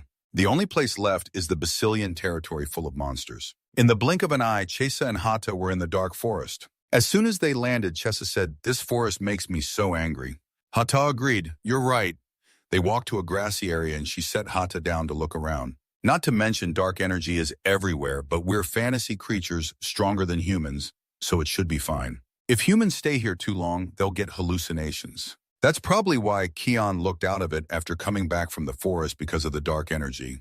Suddenly, Hata screamed in fear, Miss Lisha over there! Chessa was surprised. Hata trembled and continued, there's a monster over there. Chessa responded, so the rumors about monsters are true. In her mind, she wondered, what on earth are you doing in a place like this, father? Her father whispered softly into his palms, and when she reached out her hands, countless magic butterflies flew everywhere. Gradually, the butterflies flew in an orderly pattern. A few seconds later, Chessa saw a butterfly flashing above her head. Seeing that she said already found something, follow the butterflies quickly. The butterflies led her to a brighter part of the forest. Chesa and Hata were completely amazed by the surroundings. Everything was full of life, totally different from the gloomy forest earlier. It was so beautiful that Chesa exclaimed, "Wow." She thought, "I never expected the dark forest to have a place like this. And that thing in the middle is a coffin." She approached and said, "This is..." After looking, she suddenly yelled, "Ah!" In her mind, she thought, "I get it, this is the late Countess's coffin." From the fresh flowers to the scenery, everything is well maintained. It seems Kian still looks after this place regularly. But why put the Countess's coffin here? As she was thinking, the butterfly flew close as if wanting her attention. Chesa followed the butterfly's direction and wondered, "Is there something else in this space?" The butterfly flew to a tree with neat writing on it. Chesa stood up and looked around, realizing there was writing hidden on the trees around here. She ran to a tree and wondered, what does it say? When she got there, Chesa softly read the lines. The phantom realm is a separate mental space that reflects the subconscious of the fairy race. Chesa realized this was an experiment record about the fairy race. There's no way to artificially create a fairy's phantom realm. Reading further, Chesa frowned. Back in ancient times, hundreds of years ago, they tried injecting fairy blood into men's bodies, but failed. But it only lasted a short time. Injecting into women's bodies had a reaction, but it only lasted a short time. It seems the fairy race only exists in women's bodies. More research is needed. Reading that, Chisa realized this wasn't Kian posing as a god. This is an experiment report written by the Holy Kingdom. Suddenly she wondered, but that's weird. Even though they sometimes act like hypocrites, the Holy Kingdom values order and justice. In their eyes, the fairy race is a heretical existence that needs to be dealt with, not captured and experimented on. Plus, they're planning to bring out the Fairy Queen's crown. If it was an experiment, the crown would definitely be shattered into pieces and used as material. More importantly, that perfectionist Hylan is the Heresy Inquisitor. As the Heresy Inquisitor, he could have access to most of the Holy Kingdom's information. If he knew about the fairy experiments, he absolutely wouldn't stand for it. After analyzing, Chesa started guessing, so the secret person directing this experiment is likely a cardinal or the Holy King. Chesa clenched her fists and cursed, "You disgusting creeps." The Phantom Realm is the core ability of the fairy race based on strong mental power and will. Their spirits don't break, but the fairy who created me went completely insane. Probably because they endured all kinds of pain like animals being drained of blood, so their spirit collapsed. Suddenly, Chesa lost control. How could those so-called holy followers do something like this? Chesa didn't notice her power was gradually leaking out. Right then, she just wanted revenge no matter what. Hata also sensed something was wrong. He yelled as if to snap Chesa out of it. "Miss Lisha." After that, Chesa slowly pulled her power back. She said, "I'm okay, just a little surprised." After calming down and thinking, Chesa concluded, the Basilians aren't the ones experimenting on the fairy race. On the contrary, Kian's stance seems like mine. It's the three great families who conducted experiments on the fairy race. Maybe while Kian was gathering info on the fairy race, the rumors got twisted. Suddenly, Chesa wondered, but why is Kian collecting info on the fairy race? Is it related to the Fairy Queen's crown that he's after? At that moment, Hata came closer and asked, "Miss Licia, if this report is true, do we have to investigate the Holy Kingdom now?" Chesa hesitated for a moment and replied, "Yes, because there's no other way." She felt a headache.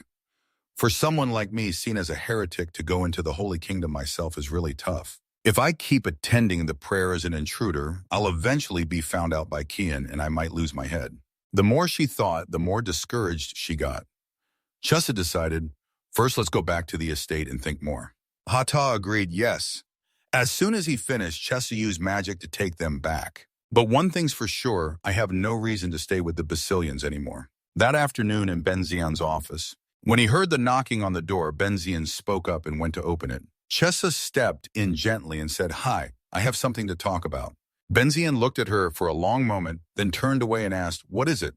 From behind, Chesa started stammering, "When do I have to leave?" She thought to herself. Now that I know who's behind the fairy race experiments, I have no reason to stay in Basilian anymore. Anyway, Benzian has plans to kick me out, so I'll just go along with it. A few seconds later, Benzian's voice rang out. 2 days from now, first thing in the morning. Hearing that, Chesa felt sad. She thought, 2 days that went by fast. Well, what's the point of arguing with a kid who won't listen anyway? Saying I don't want to go would just cause unnecessary trouble. This decision makes sense. Seeing her like that, Benzian said, You can take whatever you want with you. Money or jewels, anything goes. Chessa hesitated.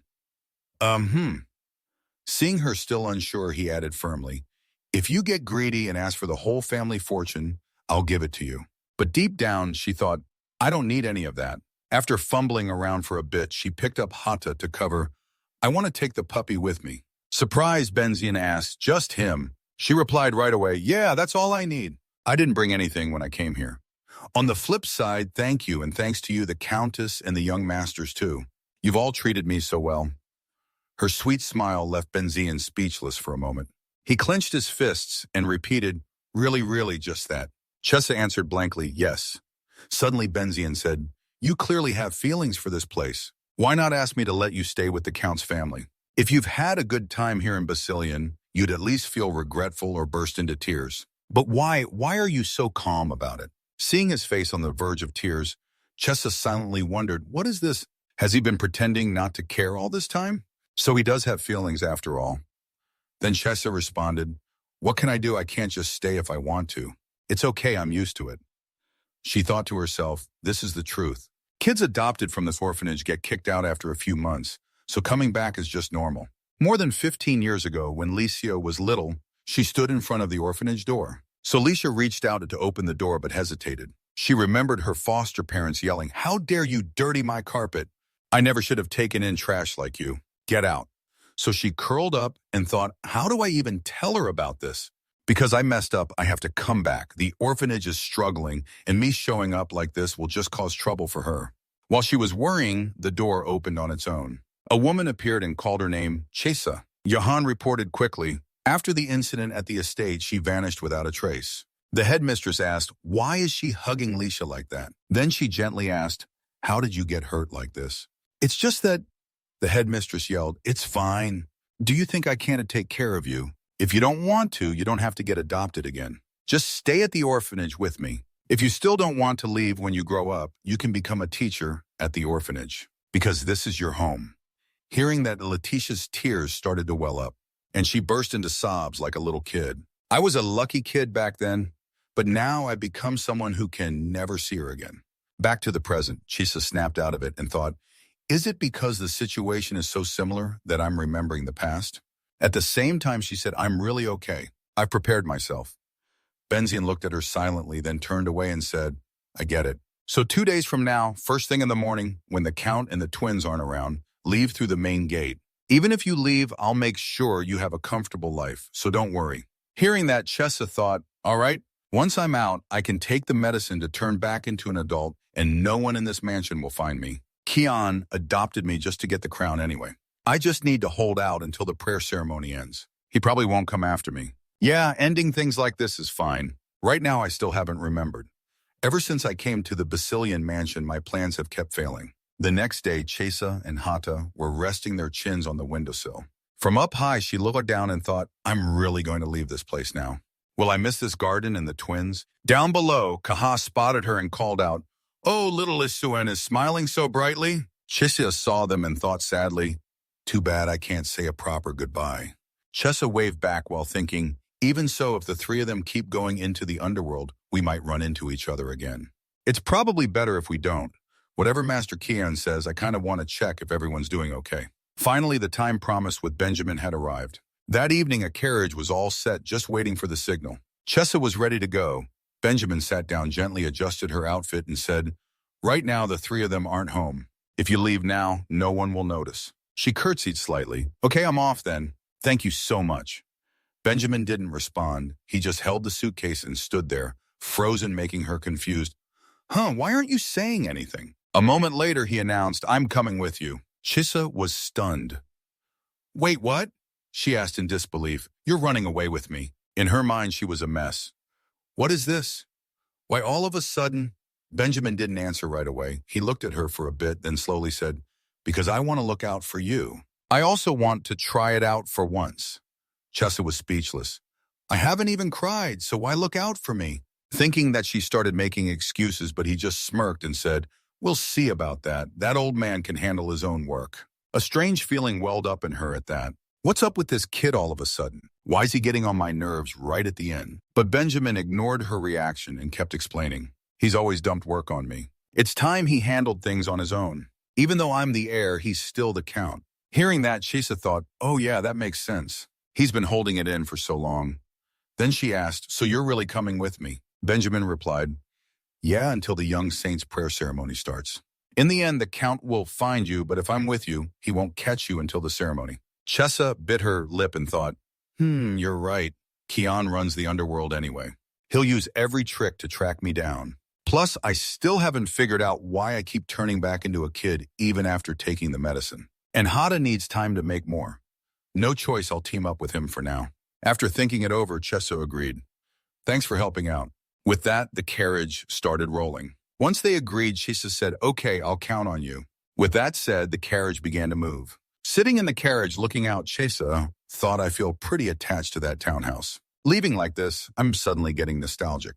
When she glanced over, she saw Benjamin holding something odd and wondered, what's that thing? It looks like a magic device, or maybe some kind of explosive. At that point, Chisa thought of the worst-case scenario. What if Benjamin blows up the Basilian mansion? But then she brushed it off. No, he wouldn't go that far. Benjamin wouldn't be that crazy. Just as she thought that, a huge boom echoed from the townhouse. The blast was so strong that the horse neighed in panic. Chesa froze while Hata excitedly watched the scene. Seeing the house engulfed in flames, Chisa realized in panic that it was real bombs. At that moment, Chisa